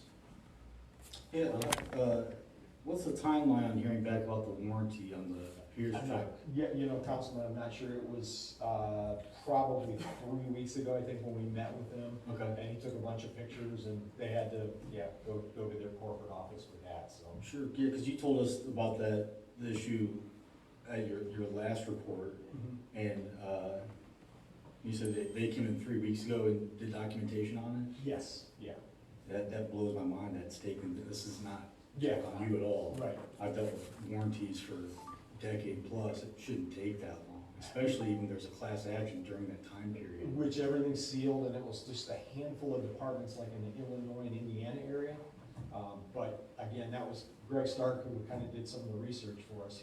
He found that stuff. That was, again, Pierce didn't give that to us. Oh, no, of course not. Yeah. But I mean, 3 weeks for a warranty claim sounds outrageous. Well, the claim actually longer. 3 weeks is when they were here and took documentation. Yeah, exactly, yeah. Yeah. Yeah, and it was probably when we were, I'd have to look back on my calendar, but when we were notified of it, it was probably less than, I'd say 10 days before he showed up, so we're still in like a month, or maybe 5 weeks time, so, yeah. So, Any other questions, comments, concerns? All right, thank you, Chief. Next up, Chief Hartown. Please, Chief. Thank you, Councilman Holmes. We should look at paying for everybody to put septic tanks in everybody's yard. It'd be cheaper. Good evening. Reminder, the active shooter training I talked about is tomorrow, Tuesday and Thursday at the middle school, 4 p.m. to 8 p.m. So if any members want to come out and take a look at that, feel free to do so. It's gonna be interesting, I hope you do, take the opportunity to do that. Second thing, we've had a lot of life flights flying around town here. So on October 14th, we had a fatality involving a vehicle and a moped on Liberty Ave. State Highway Patrol's assisting us with that because it was a fatality. Thing that's most notable is this time of year, everybody knows that big giant ball of fire that sits down on Liberty Ave when you're looking west, especially this time of year. And that was a big issue in that. So it's just a reminder, exercise extra caution.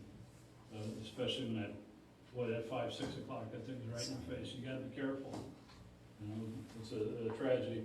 Last night, 3:45, we had an individual traveling at a high rate of speed by Speedway. Lost control, bounced off some trees, got life flighted. He's in stable condition up in Metro. Alcohol is suspected, but that issue's under investigation. Detective Sergeant Holmes is handling that. And then Detective Sergeant Holmes was also the highest point getter for the Chief of Police position. So Detective Sergeant, soon to be Chief of Police Holmes, will be replacing me. As a sign of it's time to go, April 10th, my anniversary date, is also the end of a pay period. So it is an alignment of the moon and the stars. So my last day will be Friday, April the 10th, 2026. In the evening at German's, there'll be a promotional ceremony for Detective Sergeant, soon to be Chief of Police Holmes. Anytime we do the promotional thing, we pay for that out of pocket. I'm still trying to pay off my promotional shindig after that. But that'll be German's. But then Saturday morning at 7 a.m., he will officially assume those duties, especially after sitting here tonight. I know he's raring to go. That concludes my report. Any questions, comments, or the chief? And just to, a lot of people see the Holmes and Holmes, we're not related, so just clarifying that I had no part in him getting the position, he did it all on his own. Just because we have the same last name does not mean we're related. I started it. Yes, you started that. Don't tell it, Jerry. All right, next we'll move on to the police administration assistant position. So as part and parcel to that discussion, one thing we mentioned, time is running out, because everyone's leaving at the end of the year, so we've got to get that position trained sooner rather than later. Ideally, Detective Sergeant, soon to be Chief of Police Holmes, needs to have the selection of that individual, and we need to get him started preferably by Monday, November 10th. That's the time we're shooting for. Now, the benefit package for the administrative assistant and chief of police is already outlined. It's already set in 98-49. Council then amended the pay rate to the administrative assistant to the chief of police on January 10, 2022. And that is in ordinance 2021-85. I will send all these to you. Which established the rate as Vermilion City Council desires to reestablish and amend the full-time salary of the administrative assistant to the police chief to the rate of a full-time police dispatcher with 5 years of service, effective on passage of this ordinance. Right now, that current rate is $30.37 an hour. My recommendation, if council would put it in a range that matches up to what the full-time dispatchers are. So rather than starting at 5, probationary wage to step by. Right now, the range would be $24.51 an hour at the probationary rate, up to $30.37 at the 5-year rate. So that's really all I would need from council. If council doesn't, I mean, the rate's established. She would just start out at $30.37 an hour. So if council wants to do that, I can send all this to Mel, and you can take a look at it and decide what you want to do. But we're shooting for, and I know emergency's a bad word here, and I know Councilman Worthy's gonna throw a cup at me, but I have been saying all year, we are running out of time, and we are running out of time, and that is a very important position, we wanna make sure it's trained up. So yeah, those copies needed. And you want to put it in legislation? Yeah, absolutely. Okay. Next legislative. Yes. If you could have that to us all. So that would be November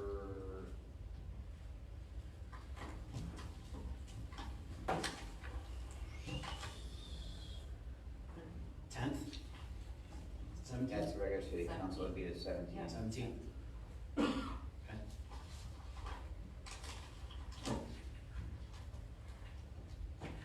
comments, questions regarding that for the police administration position? All right.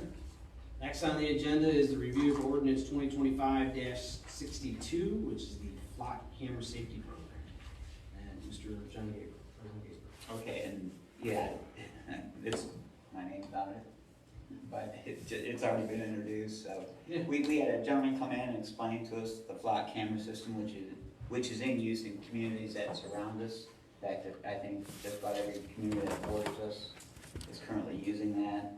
And of course, from my perspective, there's two different things, two pieces to this that I'm interested in. You know, the privacy part, of course, is one of the focal points, and then safety is the other, you know, the balance of those two items.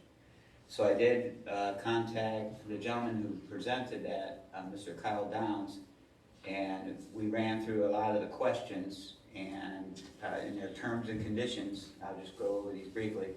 Under their privacy policy, it says flock footage does not contain personal information that connects the image to an identifiable individual. As a result, flock cannot verify the identity of individuals whose effects, license plates, vehicle, whatever, appear in the footage, and are unable to process data subject requests related to such images. So, and to furthermore go on, again, in the privacy policy, flock's footage does not contain, the privacy policy, unauthorized use of the system is prohibited and subject to criminal and civil penalties, and any use of the system indicates consent to monitoring and recording. So they're talking about the only way that, under the system that we're talking about engaging in, that you could identify an individual with their plate or whatever that's been contained in this system for a period of time would be, the police would be able to do it, the local police. And then if you go into their terms and conditions, under 4.1, flock does not own or shall not sell customer data. 4.2, under the terms and conditions, flock, customer generated data as needed to provide, maintain, and improve the flock services. Flock does not claim ownership of and will not sell customer-generated data. Under 4.3 of the same chapter, flock may use de-identified images of a newly released car to help distinguish it from similar vehicles. These images are never sold or shared with third parties. To safeguard privacy, training data is maintained separately and is never combined in a manner that would render it personally identifiable. Under 5.3, under the same terms and conditions, subject and during the retention period, flock may access, use, preserve, and or disclose customer data to law enforcement authorities, government officials, or third parties if legally required to do so. Under those terms. And then under 7.2 of the same terms and conditions, the party may terminate this agreement prior to the end of the term by giving 30 days written notice. So right now as it stands, I know there was some questions about length of time. Mr. Taft had sent us a thing about it being a 2 year. We are only, this council, as far as I know, we're only considering a 1 year. And so the next term would also have to be renewed by council. So it's, I consider it's more of a trial. But talking about the other point from my perspective, the safety side of this is, you know, within me sitting here on council, and that's been a very short period of time, we've had houses shot up by people who are not from our town. I mean, literally, if somebody had been sitting in the wrong place in those houses, they would not be on this earth today, kind of thing. And then we also had a homicide right on Liberty Avenue. And I know the flock cameras weren't involved with that because of the blatant violence involved. But my larger point is if we think we're living in some idealistic community safeguarded from, you know, the troubles around us, I just don't think that's realistic. As much as I would like to think that, it's just not realistic. And from my perspective, I just think it's a tool that they can use as the shooters prove. Without those flock cameras, that may have been a very difficult thing to prove, and the people who were involved in that, had they not been caught, the families whose houses were shot up, and telling you that if your house gets burglarized, I've experienced that, you never feel safe in that house again. I mean, and the same way your house gets shot up and you don't know motive, you don't understand what people, is it personal, is it, I'm just saying, that's the other part I see from this. So I have asked them, I even asked as I went, Mr. Taft sent me some things from the ACLU, and their concern was the flock company is developing other technologies, one called NOVA, which does actually, it's more comprehensive. So I, again, got a hold of Mr. Downs and sent him this email that says, so with our flock camera material that it is reporting in our town, would it be allowed as part of this NOVA process, which is a more comprehensive Big Brother kind of thing, I guess? And they said only with our community's permission.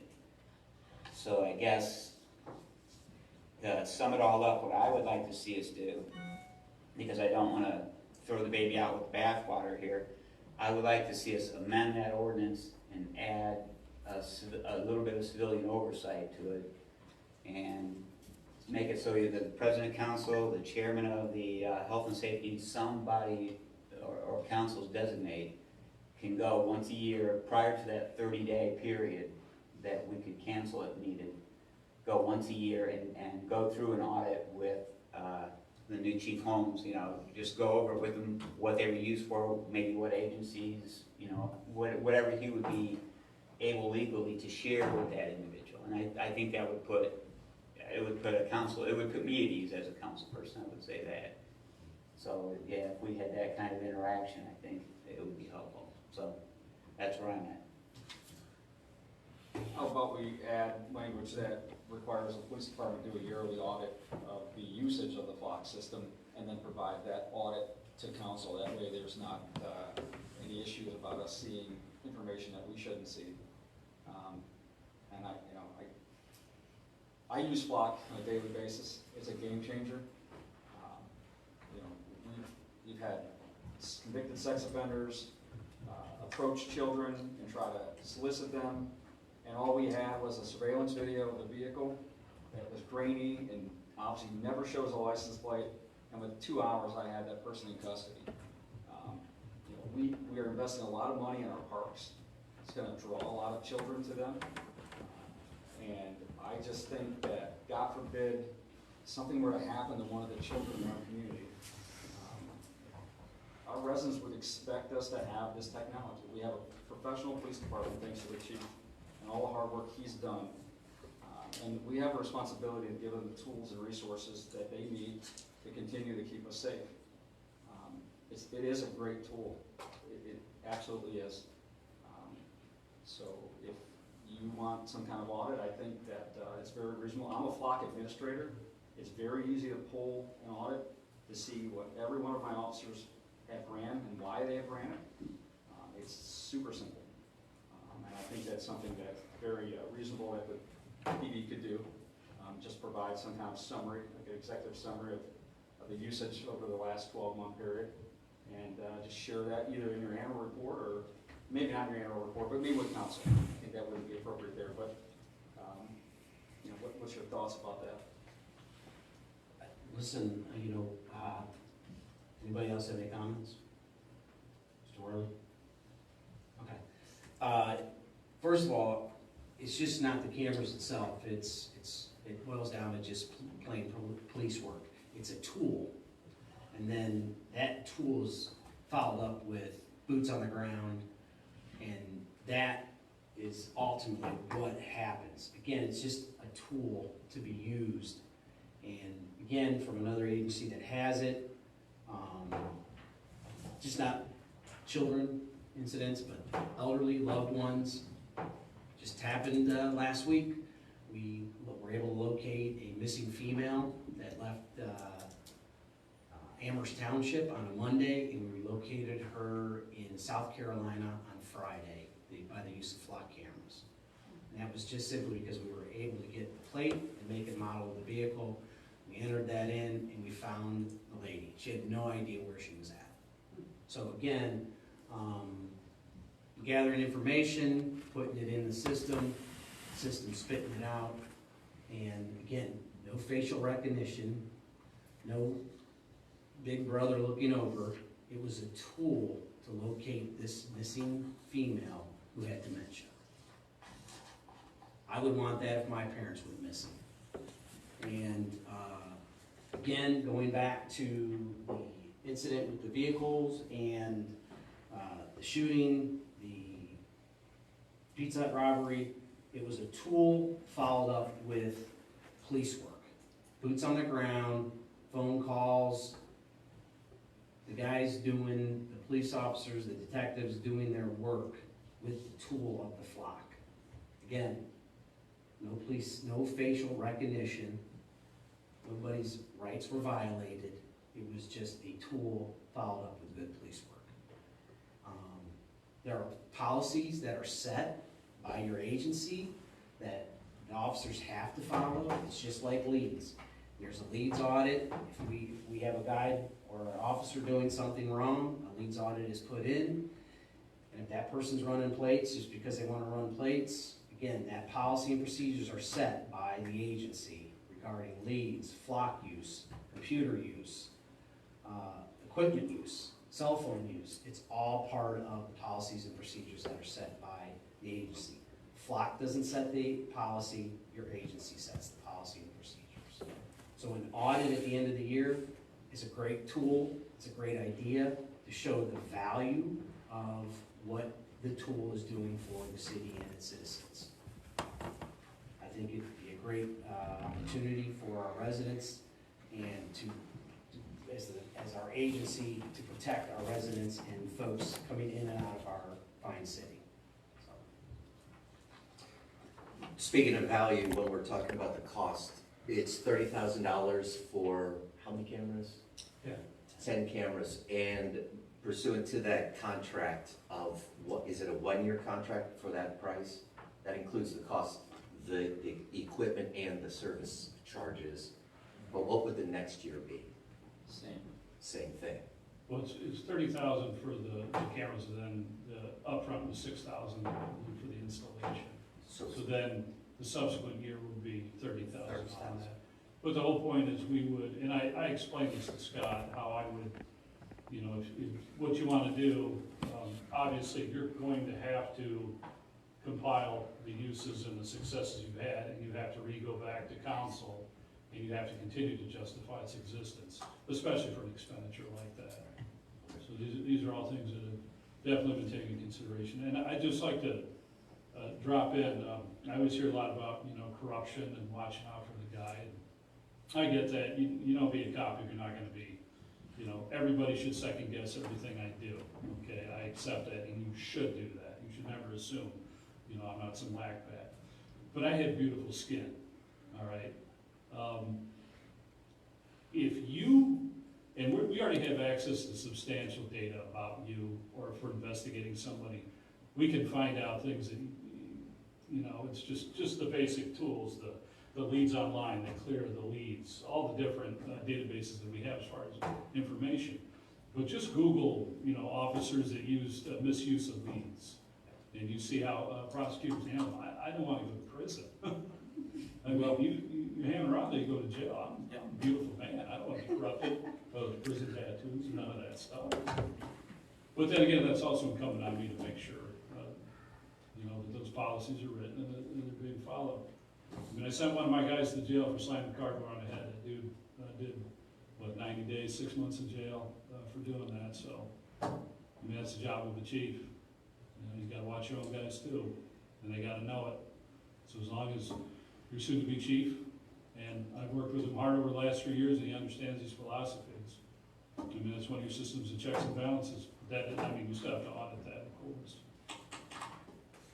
John, I think you bring up good points about the audit, having some control on this end.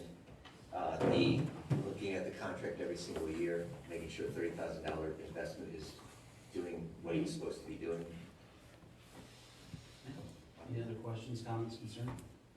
Yeah, I'm looking at this and hearing all this, and, you know, yeah, I feel great. 2 + 2 = 5, right? Those that don't get that's a 1984 reference. I mean, this is Big Brother watching you. They can see everything that you do. The chief's right. There's a billion data points for everybody. That's the biggest commodity now is data. That's why everybody, you add these cookies, this, that, the other. I don't care about flock because I go anywhere with a phone with me, and multiple agencies know where I am. There's zero doubt there. But, you know, President Gabriel left off the second half of 5.3, where it says that, FLOC can give this to government officials or third parties if legally required to do so. If FLOC has good faith belief that such access, use, preservation, or disclosure is reasonable and necessary to comply with the legal progress or process, enforce this agreement, or detect, prevent, or otherwise address security, privacy, fraud, or technical issues, or emergency situations. So they can give it to other people. I believe it's Illinois right now is looking into this because they're looking at it as being unconstitutional under their state constitution. The Supreme Court, I believe, should be hearing a case on this involving Norfolk, Virginia, and flock cameras. It sounds like we're surrounded by flock cameras already. All these other places have them, that going in and out of Vermilion. I'm fine with just that. The money's an issue too, but that's not as big of a deal because it's not a crazy amount. I've been anti-flock for a little over a decade. You're not gonna see me pulling your Lowe's and your Home Depots that have flock cameras set up in their parking lots. As soon as I see those, I can't stand them. And I know that I'm being tracked, everyone's being tracked everywhere. To say that there's no personal identifiers, if someone was so inclined and they wanted to go after everybody that had a Make America Great Again bumper sticker, you can put that in there, they can go out there and find all that stuff. If you want some, hope and change, if you want to go search after that, you can do those things. This is Big Brother watching everything. This is just the start. They're getting the foot in the door.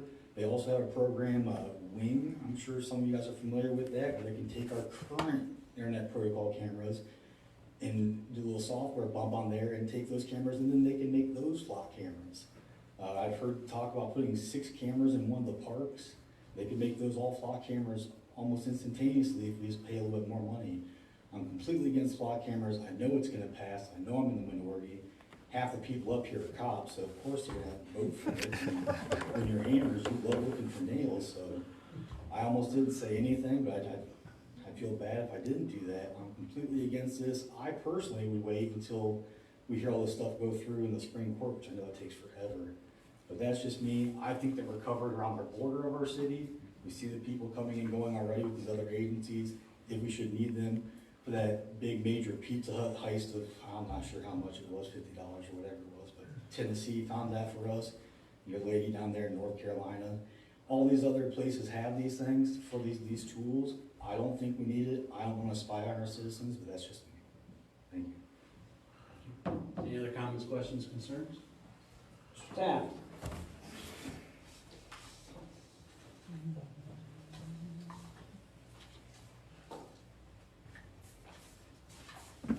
I'm back. Over tab 3972 Edgewater Drive. I'll start with, I think most of you know I'm a libertarian. So I believe a lot in freedom and civil liberties. I've bragged all over the state of Ohio with libertarians about the Vermilion Police Department and Chief Hartung and his officers who are experts at deconfliction. So I have great pride and confidence in this department, and my congratulations to Detective Sergeant, soon to be Chief. Boy, is that a mouthful, Holmes. However, I'm sure you all, or many of you, would still remember the Person of Interest series, where, we got to the point where we could watch everybody all the time with everything. Your vehicle, your facial recognition, everything, and tie it to every other database. This isn't that, but it's close. And I have no doubt, as many of you have indicated, that it can be a good investigative tool. And it may be worth doing, maybe. But, first of all, let us be honest about this. What you were proposing is to surveil every man, woman, and child who lives in Vermilion or comes to Vermilion every hour of every day of every year. Secondly, when this was proposed, I made a public records request for the contract, which I have not had response to yet, and the communications with FLOC, which I have not had response to yet. But through the good offices of one individual, I did get the contract, so that got me the link to the terms and conditions, and also got me the link to the license plate reader policies. And with great respect to my friend, Council President Gabriel, There's some stuff in there that ain't so good. Maybe, well, I'll start with, the contract as written is $66,000, whereas the ordinance is 36. That's the contract that has been proposed. So, yeah, it needs some kind of amendment. It is very opaque as to how information can be requested by any other law enforcement officer in the United States and maybe the world. Very opaque. And it is unclear, at least from the contracts, whether any permission has to be given during the 30 days that they allegedly hold this information by the city of Vermilion or its police department to access that. They also have the right to download that and keep it forever once they get it. I've shared a bunch of articles with you, including one from the Institute for Justice, which in fact is litigating the case in Norfolk, which is referred to, and they make reference to the fact it's been used in immigration cases. It's been used to find if somebody traveled out of state to get an abortion so they could be criminally prosecuted. It's been misused for all sorts of stuff. There are ways, and the ACLU, if you go through all their stuff, will tell you some of the ways to contractually make sure those things don't happen, but none of those are in this contract. Furthermore, the contract itself, with respect to y'all, does not say that they're going to get rid of the information after 30 days. It says they'll anonymize it and then they can market it any way they want. But they don't tell us how they're anonymizing it. They don't tell us that they can't change their rules. They don't tell us a lot of things. And with the greatest respect, Flock's in the business of selling stuff. And I have great respect for the private sector. But they're telling you what they want you to know, which may be true, and it may not be true. If you do this without really digging and making sure that there is a contractual obligation that protects the privacy of those 11,000 people who live in this town, plus the ones that come here in the summer, plus all the people that visit, plus all the voters, if you don't make sure we're protecting them, we're going to regret it someday. And then it's too late, because it will be misused. As far as, oh, it's prosecutable. I've personally witnessed violations of leads that were never prosecuted, that no discipline was ever done. It happens all the time, respectfully. So let's be very, very careful about how we authorize the surveillance of 11,000 residents of Vermilion. Thank you. Thank you. All right, any other comments, questions, concerns? Real quick, if you don't mind. Yes, go right ahead. Yeah, no, I would share in Mr. Taft's sentiment about his respect for our police chief. I have that same feeling. That means a lot coming from me. You know, and I fully believe him when he says that he wouldn't do all these things because he doesn't want to go to jail. I'm sure he wouldn't. But I do recall, and correct me if I'm wrong, I think we've had one of our officers show up as the range officer under the influence of alcohol before on duty. And I believe we also had one of our officers, after being told not to take keys, break into an office and get the keys and drive a vehicle. What? These things happen. Cops are not infallible, so, you know, but again, I share in his sentiment.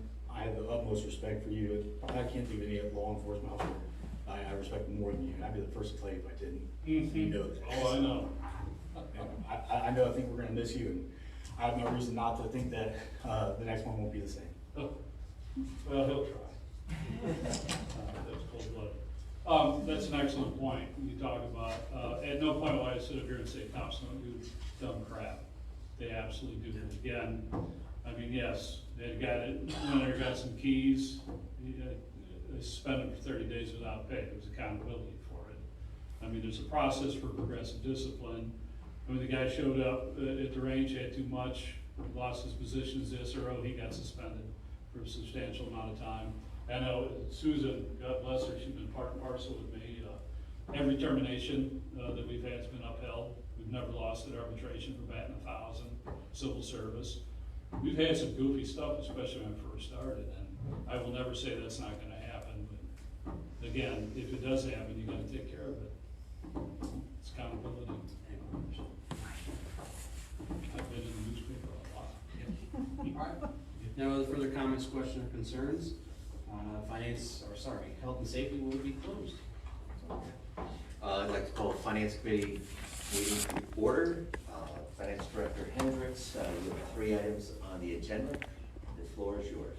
Thank you, Councilman Lucas. General financial update.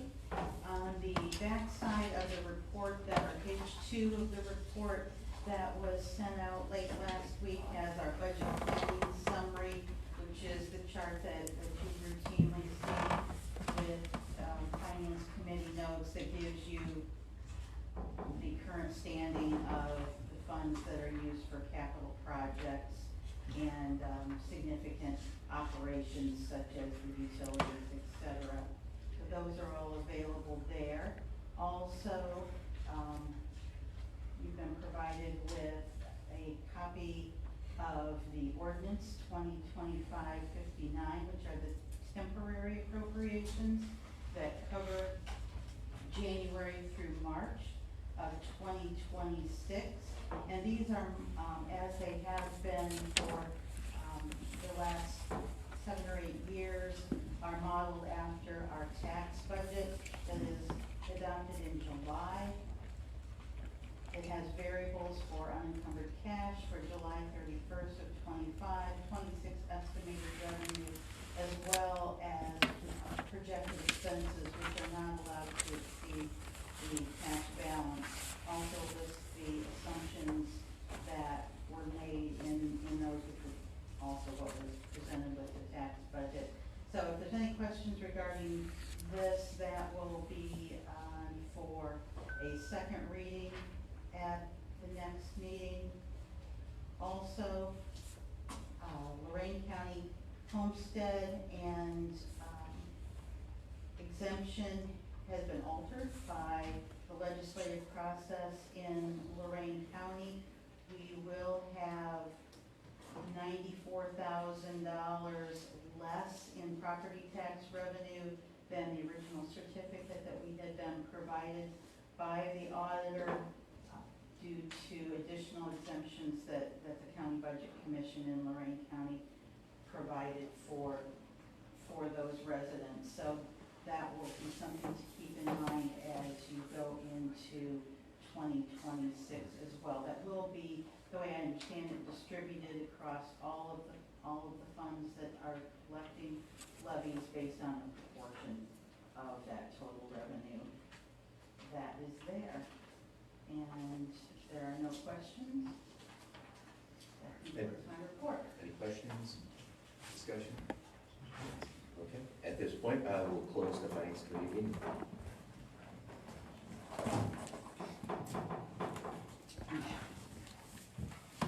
All right, Legislative Committee, we'll begin. We'll open it up with the Olympic Club attachment, Mr. Gabriel. Okay, we've been contacted by Ann, I believe you. Yes. Please step up and, if you would, name and address so you can describe first what it is you're seeking this evening. Thank you very much, Mr. President. My name is Greg O'Brien, and my address is 6545 West River Road, Cottage 16. I'm a member of the Olympic Outing Club, as you guys probably are familiar with to some extent. We've been part of your community for about 125 years. And I'm here today on behalf of the Olympic Club to ask a favor, essentially. Fortunately, it does not come with a $65 million price tag, or really any other price tag at all. We've been here for a long time. We're a family organization. We have been, as many other organizations, growing. We've somewhat outgrown our confines, and we are working to try to improve that situation. And one of the things that we've looked into doing is using a somewhat little-known statutory land management procedure called a detachment, which would involve taking some of our land which is in the city of Vermilion, moving the property line so that that bit attaches up with the rest of our land, which is in Brown Township. We believe that would give us, by combining this one small 0.8 acre piece of land with the rest of our approximately 17 and a half acres, gives a development opportunity that we wouldn't otherwise have. I would have brought a PowerPoint presentation because I thought it would be, I didn't know what the capabilities would be, so to be on the safe side, I just made an old-fashioned couple of photos and some comments on those. I didn't think it would be this big of a crowd, so I'm not going to have enough for everybody. If I could feel like to have the other person maybe, just see if there's enough, if you guys can. So I kind of walk through this and explain to you what it is that we want to do. Administration here. Give you an idea of what it is we want to do and why we want to do it. If you turn to page, I guess, Exhibit A, kind of the outline in black shows the northwestern half, essentially, of our 17 or so acres. Right along the river, there's a man-made inlet there that was a marina, and that's kind of the property that we own right now. If you turn to the second page, that shows the line that's on one side is Erie County and Vermilion, and on the other side is Lorain County and Brownhelm Township. And as you can see, there's a piece, it's actually 0.79 acres. It's on the Vermilion side, whereas our other 17 and something acres is on the Brownhelm side. And that's the detachment idea, is to join, for the purposes of local government, our small piece with our big piece, so that we would be just subject to the township of Brownhelm in terms of developing.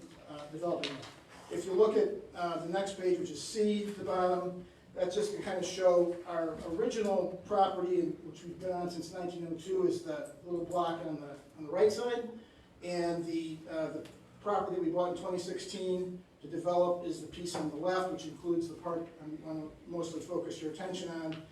We bought that 10 years ago to create more room for summer cottages, and we've pretty much done most of what we can do. If you look at D, that is the development plan that the Brownhelm Township approved for us in 2017, I believe it was. You can see that the various lots there, most of that's all built up. The only exception is where I've kind of highlighted it in black on the very left side of the page. You can see that kind of triangular piece of property. Basically what the township is letting us do, we can only fit two houses onto that little piece of property. We're hoping that if we make that a little bigger, we can turn them 90 degrees and have more. And that's essentially what we're asking that you do. If you look at E, what's outlined there, it's more or less of a rectangle. That's the 0.79 acres. That's the part that's in the city of Vermilion. Everything else that we own is in Brownhelm. We're proposing to use this statutory procedure that the state has given us called detachment to make this rectangle of undeveloped land a part of really the city of, the township of Brownhelm, so that we can develop it what we think would be a little bit better. If you look at F, that's basically what we're kind of hoping to have at the end, so that little triangle that they'll only permit 2 lots on right now will be expanded, and we'll go take this, if this is successful, back to the township and negotiate with them to see if we can get maybe 3 or 4, maybe even 5, and be able to give a couple more of our members a place to come and stay in the summer. The rest of the materials I brought there are there's our legal description of the property that's in question here. It's the little box at the top. It's only 0.79 acres. And then I've got some statutory provisions in there that basically show that you're allowed to do this, shows how you do it, and essentially what I'm here to ask for from the city of Vermilion is an ordinance authorizing this statutory procedure of detaching this .8 acre piece of land and reattaching it to Brown Hill Township. That's not the end of the story. That ordinance would then have to be taken to the Board of County Commissioners, who would then, there's quite a bit that comes at their level in terms of making sure that any debts that are owed by that piece of land get transferred, and the incomes that are associated with get transferred, and that there's a balancing of all those interests. But for purposes of what we're here about today, I'm only asking that you consider our request to detach 0.79 acres that are in the city of Vermilion and pass an ordinance that would authorize attaching that small piece of property onto our existing land making it part of the township that we already have. And if there's questions, I'd be happy to respond. Any questions, comments? Just Susan? Susan? So, in terms of the county, you would be seeking Erie County, since the property that you're seeking to attach is in Erie County, you'd be seeking Erie County to approve this? I would be probably coming to you and asking your opinion as well. I have looked at the statutes and the revised code. I don't see any helpful information in there beyond the one section that I attached at the end of the presentation. That's my belief. I believe that the way that the system is set up and the way it talks about in the annexation parts, it's the land to be annexed is the part that's in question. Here it's the land to be detached. We don't have anything strictly addressing that in the statutes. Right. But I think from a common sense perspective, it's Erie County land that we're talking about doing something with.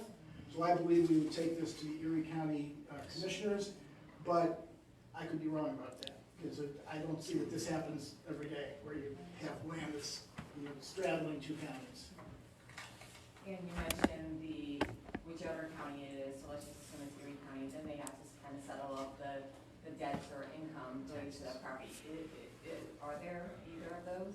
To my knowledge, if the city has bonds that it is making payments on, it would be the county commissioner's job to make sure that whatever this 0.7 acres percentages of the whole of the acreage of the city of Vermilion, that sliver of that debt would then be transferred to the township. I'm pretty sure there's no incomes associated with that because we own it, and I'm not aware of any income that's generating. It's undeveloped land, it's grass and marsh and so forth. So I don't think that there would be any income to be balanced, but if there were, that would be part of the commissioner's task, would be to balance that. And I've seen these situations occur where sometimes there's an agreement that's entered into, between county, municipality, property owner. Do you foresee any need for something like that?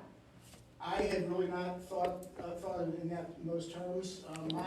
My vision on this is to persuade this body that there is certainly no harm to the city that will come from this. Maybe there'll be a little bit of good in terms of instead of having 2 more families to come in the summertime and shop at the grocery store, buy gas at the gas station, eat at the restaurants, and all of that kind of thing. Maybe it would be 3 families, maybe it would be 5 families, whatever the Brown Hill Township is willing to negotiate with us. That would be the good side. I don't think that there will be any harm. It's such a small piece of property in the overall scheme of things that it's not going to affect tax revenues. It's not going to affect the schools. It's just too little of a piece.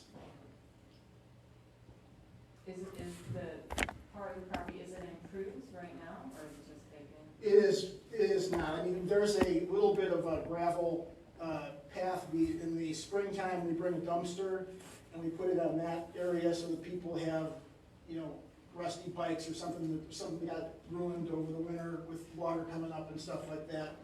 We have 2 weeks where we have people can come out and throw stuff in the dumpster. That's where we put it. But other than a gravel path, essentially, no, it's not developed. And the Olympic Club owns it clear and free, no liens, no holds, no nothing? We have a mortgage, which will pay off on December 31st, 2026.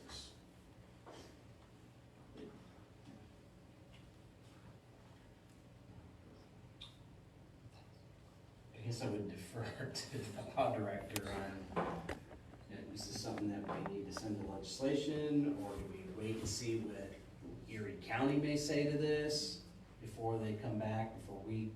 Have you communicated with Erie County at all? Not with the county, we have communicated with the township on several occasions. I made a similar presentation to them several months ago, basically just to let them know that what we were thinking and what we were gonna do. The other thing that we've done is we've talked with the neighboring landowner. We were interested in purchasing some land from him. He was not interested in selling. He will, maybe do some kind of lease or easements or things that may assist us, but not interested in selling that. Ann and I initially met with the mayor and Tony back, I think it was in February, March, and most of the summer was taken up with those focusing on the neighboring landowner, and then more recently talking to Brown Hill Township. But we have not approached Erie County on this, or Lorraine County for that. Yeah, I think Councilman Holmes, to answer your question, I would suggest it be referred to legislation, and then in the interim, I can speak with Mr. O'Brien and we can hash out some of these outstanding questions. Okay. Well, the other thing I kind of think about a little bit is present, do we have other pieces of land that are straddling these various municipalities or townships? I know that unlike Vermilion Township, Brown Hill Township goes all the way into the incorporated part of Vermilion in Lorraine County. But I guess one of the concerns, just off the top of my head, is that people who do have land that crosses or has abutting land would be prone to asking for the same, are we opening the door, I guess is the question. I don't know if there's any other unique properties like this. I have no idea, right? This is so new, like, what's this been the last time done? I researched this a year or so ago, just as when I found the statute that allows this. There's no case law or any commentaries that I could find anybody actually instances where this was used before, but I can't really say. Council President, in terms of your question about precedent, certainly doing it in this case may prompt someone else to bring that up, to bring the issue, but it would still be, still be up to council to either consent or not for that particular property. So doing it in this one case would not be a blanket that you have to do. Yeah, it's a pretty small parcel.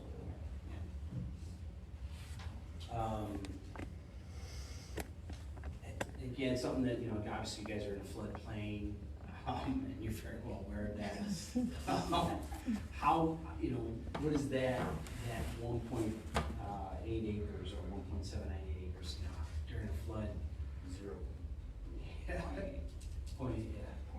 0.79. What is that, how does that fare through the floods, and how, is it gonna be buildable? First of all, have you guys looked at the feasibility of actually building on that parcel? We are permitted right now by Brown Hill Township to build two lots. Sure. On the north side of the inlet.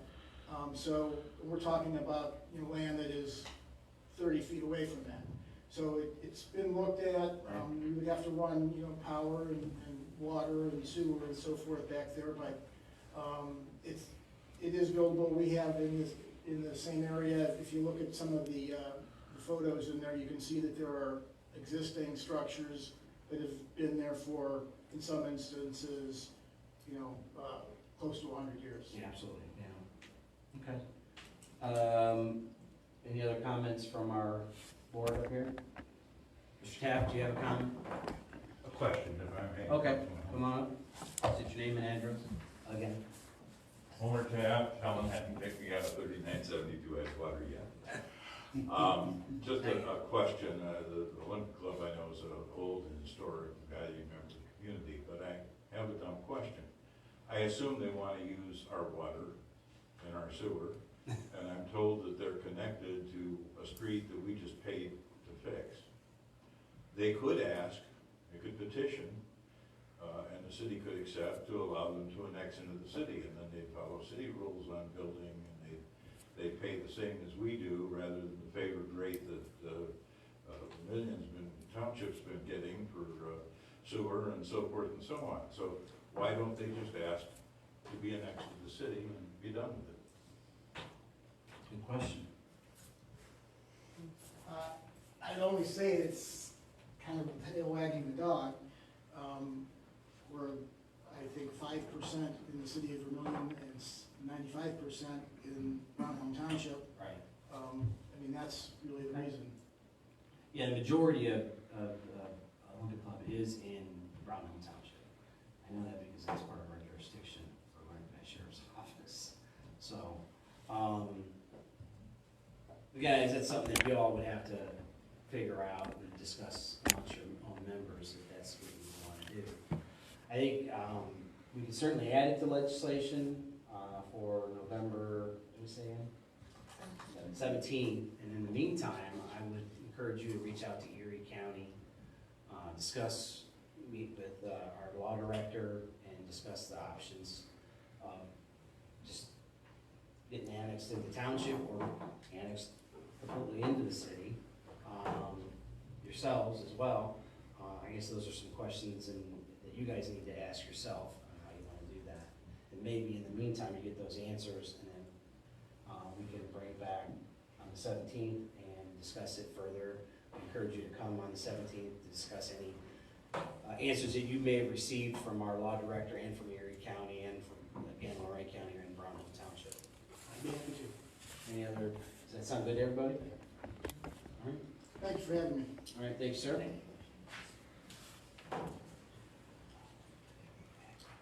All right, next we'll go review the COV 63-4-0 noise ordinance. That has Greg Goop. Yeah, so we discussed this probably a month ago, and I will say this, the chief did a wonderful job explaining it to me in a way that I got it and why it's there, and maybe the value in keeping it there. So at this point, I don't have any recommendations to remove it. And I think just too recently there was a complaint at the Old Frog at 4 o'clock in the morning for loud music and noise that you responded, not you yourself, but your department responded to. And I think based on the other noise ordinance that we have, we really can't enforce that. So this is a tool, another tool for the department to use. So at this point, I'm fine with it. And unless somebody else wants to pick up the ball here, I'm good. Anyone else? Comments? Turn?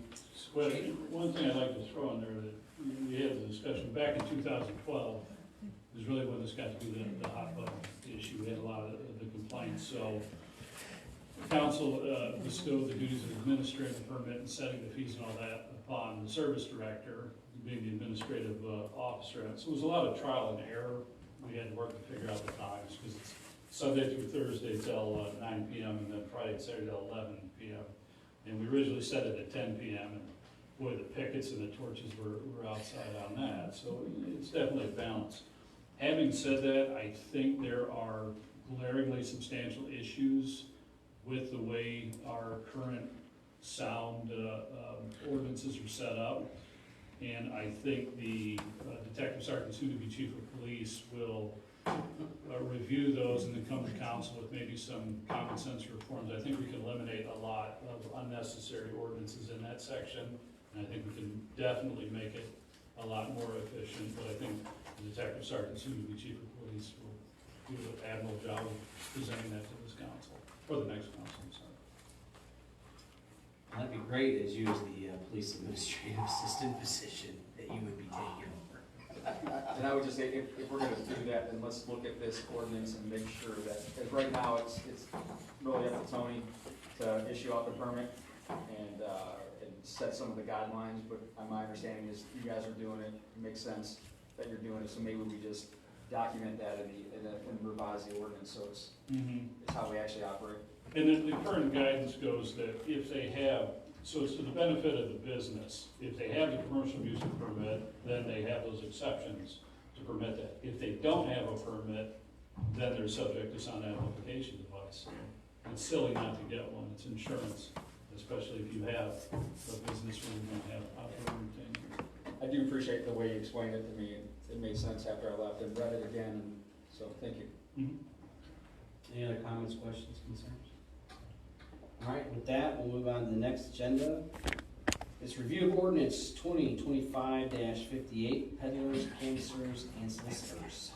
Okay, that, just briefly, we added the word ice cream truck into the description and then added a segment at the back that was requested by the administration that says that no peddler, solicitor, canvasser shall, while peddling, solicit, canvassing, do so on public lands within the municipality of Vermilion without written permission from City of Vermilion as part of a permitted event. And it mentions the service director is the place to go, but if they're part of the Fish Festival, Woolly Beck Festival, those events already have that permission, so they can be part of that larger event. So that's it. Okay. Any comments, questions, concerns about that? All right. Next, we'll move on to the final council rules, and that has Drew Word. Mr. Word. It's been a long meeting. There's several things I was gonna touch on. I'll only pick one though. Mainly, yeah, I get it, but no. Yeah, I tried to make a motion that we review these rules when this council was first established, and I couldn't get a second, so I want to go for all of them. I'll just pick on this one since we're almost done with this session anyways. I would like it if we would move our order of business open to the audience to number 16. I think it's silly to have open to the audience at the beginning of the meetings. I think the audience, when they come, this is a rare occasion, there's a lot of people here actually, that they come in, they say their piece, and then they have to hear everything that's said up here, and then they don't get a chance to say anything. I think it makes more sense for us to have the open to the audience after all these various reports. So that's what, I just wanted to bring that up. I'll leave it at that. Any comments, questions, concerns about that? After, if the audience goes first, and they can hear us, then they can ask questions afterwards, maybe, if that was possible. You want us to go first and then have the audience. But then maybe they will already have answered questions if they go first, like the other way around. If we go first, we might answer the questions, but then they still have to ask these questions afterwards. If they go first, we can answer the questions directly. Right? I got lost there. The way I look at it is we may answer their questions before they come up and speak. Right. But the way it's set up now is, I know when I sat on that over there, I hear a lot of stuff that's said that I wanted to bring up, but we already missed our opportunity. We have to wait till the next meeting to say that. Whereas if we moved it after everything, after the mayor's report, the finance report, what have you, somebody up here in council says something, then someone from the audience can bring something up at that point in time. We as council can always say whatever we want after the fact. Still say something. As opposed to somebody comes in and says their piece, and then they hear everything that's up here, and like, oh man, I never knew anything about that. I'd love to ask a question about this or this. And this would just afford them the opportunity. So You then also it's not, we it's offer not have two closed. spots. It's not closed after they talk. We can still adjust whatever. So it's there all meetings, yeah, we can do whatever we want. So in the past, it was always after it was right before the ordinances were read. Yeah, but, and the only issue with that from back in the day, because I've done it both ways. Right. And I will literally facilitate whatever this council wants to do. I don't have a dog in it, I'm part-time help with this stuff. But yeah, I can tell you, one of the things I can tell you is folks get up and they speak, and then it was always like, well, we'll get back to you next week. And they're like, hey, well, wait a minute. I came with, but they don't pre-come with the questions, and Mr. Taft's very good about writing us all this stuff ahead of time, so we pretty much know what he's got going on. But by and large, people come in and they have something to say or a question, and then we're like, well, didn't anticipate that question, so we'll get back to you next week. And I think I know they have issues with that, I've seen them have issues with that, so. And also, from my experience in the past, you know, we've gone through all that, and again, these are only on council meetings, not committee meetings. In the past, again, we've done all the beginning stuff, and then right before the readings of the ordinances, we opened it up to the audience. And again, we run into that where we'll get back to you, because according to our charter, you know, we do not have to answer that, or we can get back to you unless the administration or council deems they want to answer your question that night. What I don't want to get into is having Q&A in the beginning and Q&A at the end. Obviously, that happens currently now in the commissioners meeting, and it goes nowhere. I would, again, defer to the next council, or whatever this council decides on, but certainly, if y'all want to bring this up, we can either discuss it now, or we can discuss it at the next legislative meeting. That's why I brought up to just move that to the end. That way there is no Q&A at the beginning. And then I don't understand we'll answer at the next meeting, that exists now. It makes no difference if it's at number 5 or number 16. Sure. We can answer at the next meeting. Are we talking making this change just to committee meetings? Or is that This is formal council. This is number 5, this is the agenda of normal council meetings. Council meetings only, yeah. I don't have, you know, honestly, I would say in a perfect world, it would be twice, you know. I always like to hear the citizens come up and voice their opinion before I vote, right? So I get an idea of what direction, what makes sense, you know, they have to offer me. I'm not opposed before or after both. I really don't care. I mean, it's not my meeting, you know? It's there, so whatever you guys wanna do, I'm fine. And there's something flying around over here. And again, just real quick, Mayor, you know, again, I deferring back to the old way, when I first got on council in 2015, it was always right before the reading of the ordinances, and folks had the opportunity to read the ordinance, ask questions about the ordinance prior to being read, maybe shed some light on how I may or may not have voted, but it certainly, I thought, you know, right before the ordinance, I was fine with that setup, so. But again, I would defer to, you know, the next council on that. Mayor? Yeah, regardless where a council decides to put open to the audience, wherever, I just want to make it clear to the public that there's a value to waiting until next week or the next meeting for, say, the administration to respond, and then we can give a better answer. Right. If we have time to research it, find out what the details are, to confer with others, and then give them back a comprehensive, good answer, rather than just whatever's on the top of our head, guess at it. Well, and again, you guys don't have to answer that night. Right. By charter, you can wait to the next committee meeting, or actually not committee meeting, but the next formal council meeting, and answer that question. And again, that makes sense, absolutely. It gives the resident that has a question a informative answer, and an answer just not just off the top of your head, like I said. So, yeah, I have no problem with the waiting until next meeting, or if you have the answer that night, you defer, hey, we're gonna answer that right now. That's up to you all. It's also certainly up to council as well. So, Mr. Lucas? Would there still be a requirement of signing in? Yes. So if a person doesn't make it in for the start of the meeting, they're out. Correct. I would always leave it open. If somebody raises their hand, like that's like when rare times I chair one of these committees, when Councilman Holmes in here, I asked several times, is there anyone from the audience that wants to chime in? I don't care about signing up before a meeting. Well, that's if somebody wants to speak, they can. Yeah, that's committee meetings. Correct. But in council meetings, Same thing in a council meeting though. If somebody raises their hand, they want to talk, I let them do that. Then real quick, if you don't mind, No, the only thing I wanted to say is, I forgot one major thing is why I wanted to go at number 16 after new business. There's been several times where we'll have an ordinance on the agenda that's tabled.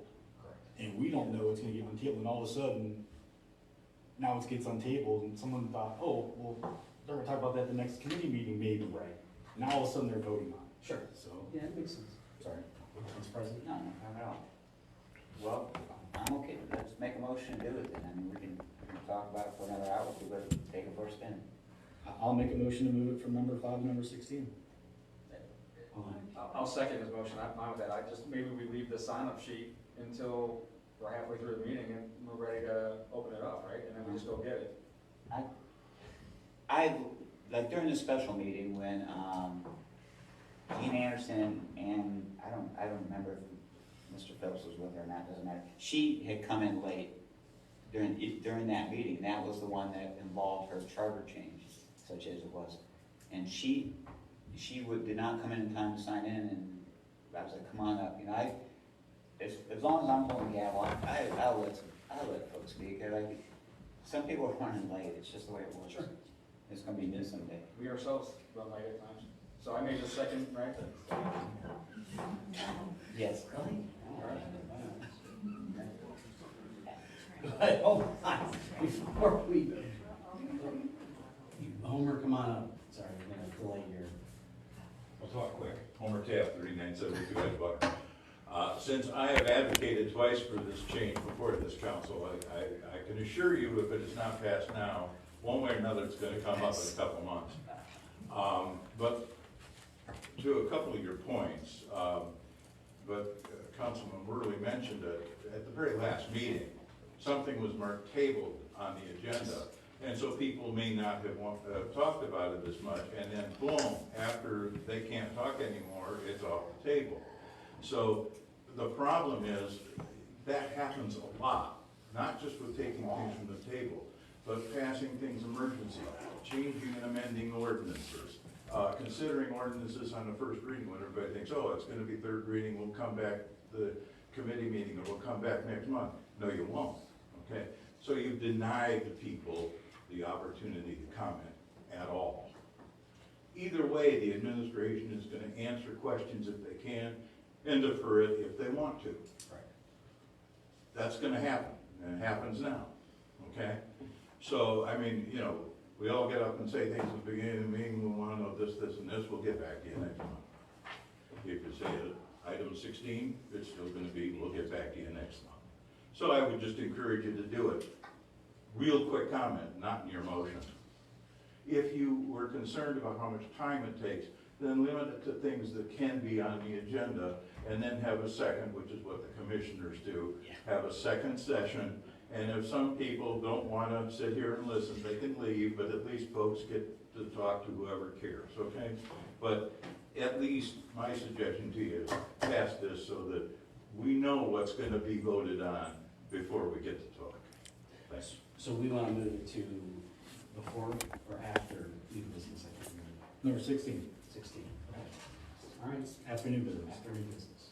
All right. We have a motion and a Motion second. on the second? Lots of discussion. Worley, Yes. Drew, Yes. Lucas, Yes. West, Holmes, Yeah. Gabriel, Yes. motion carried. Thank you. All right, no further, that concludes legislation, and I would just say streets, buildings, and grounds, closed, meeting adjourned.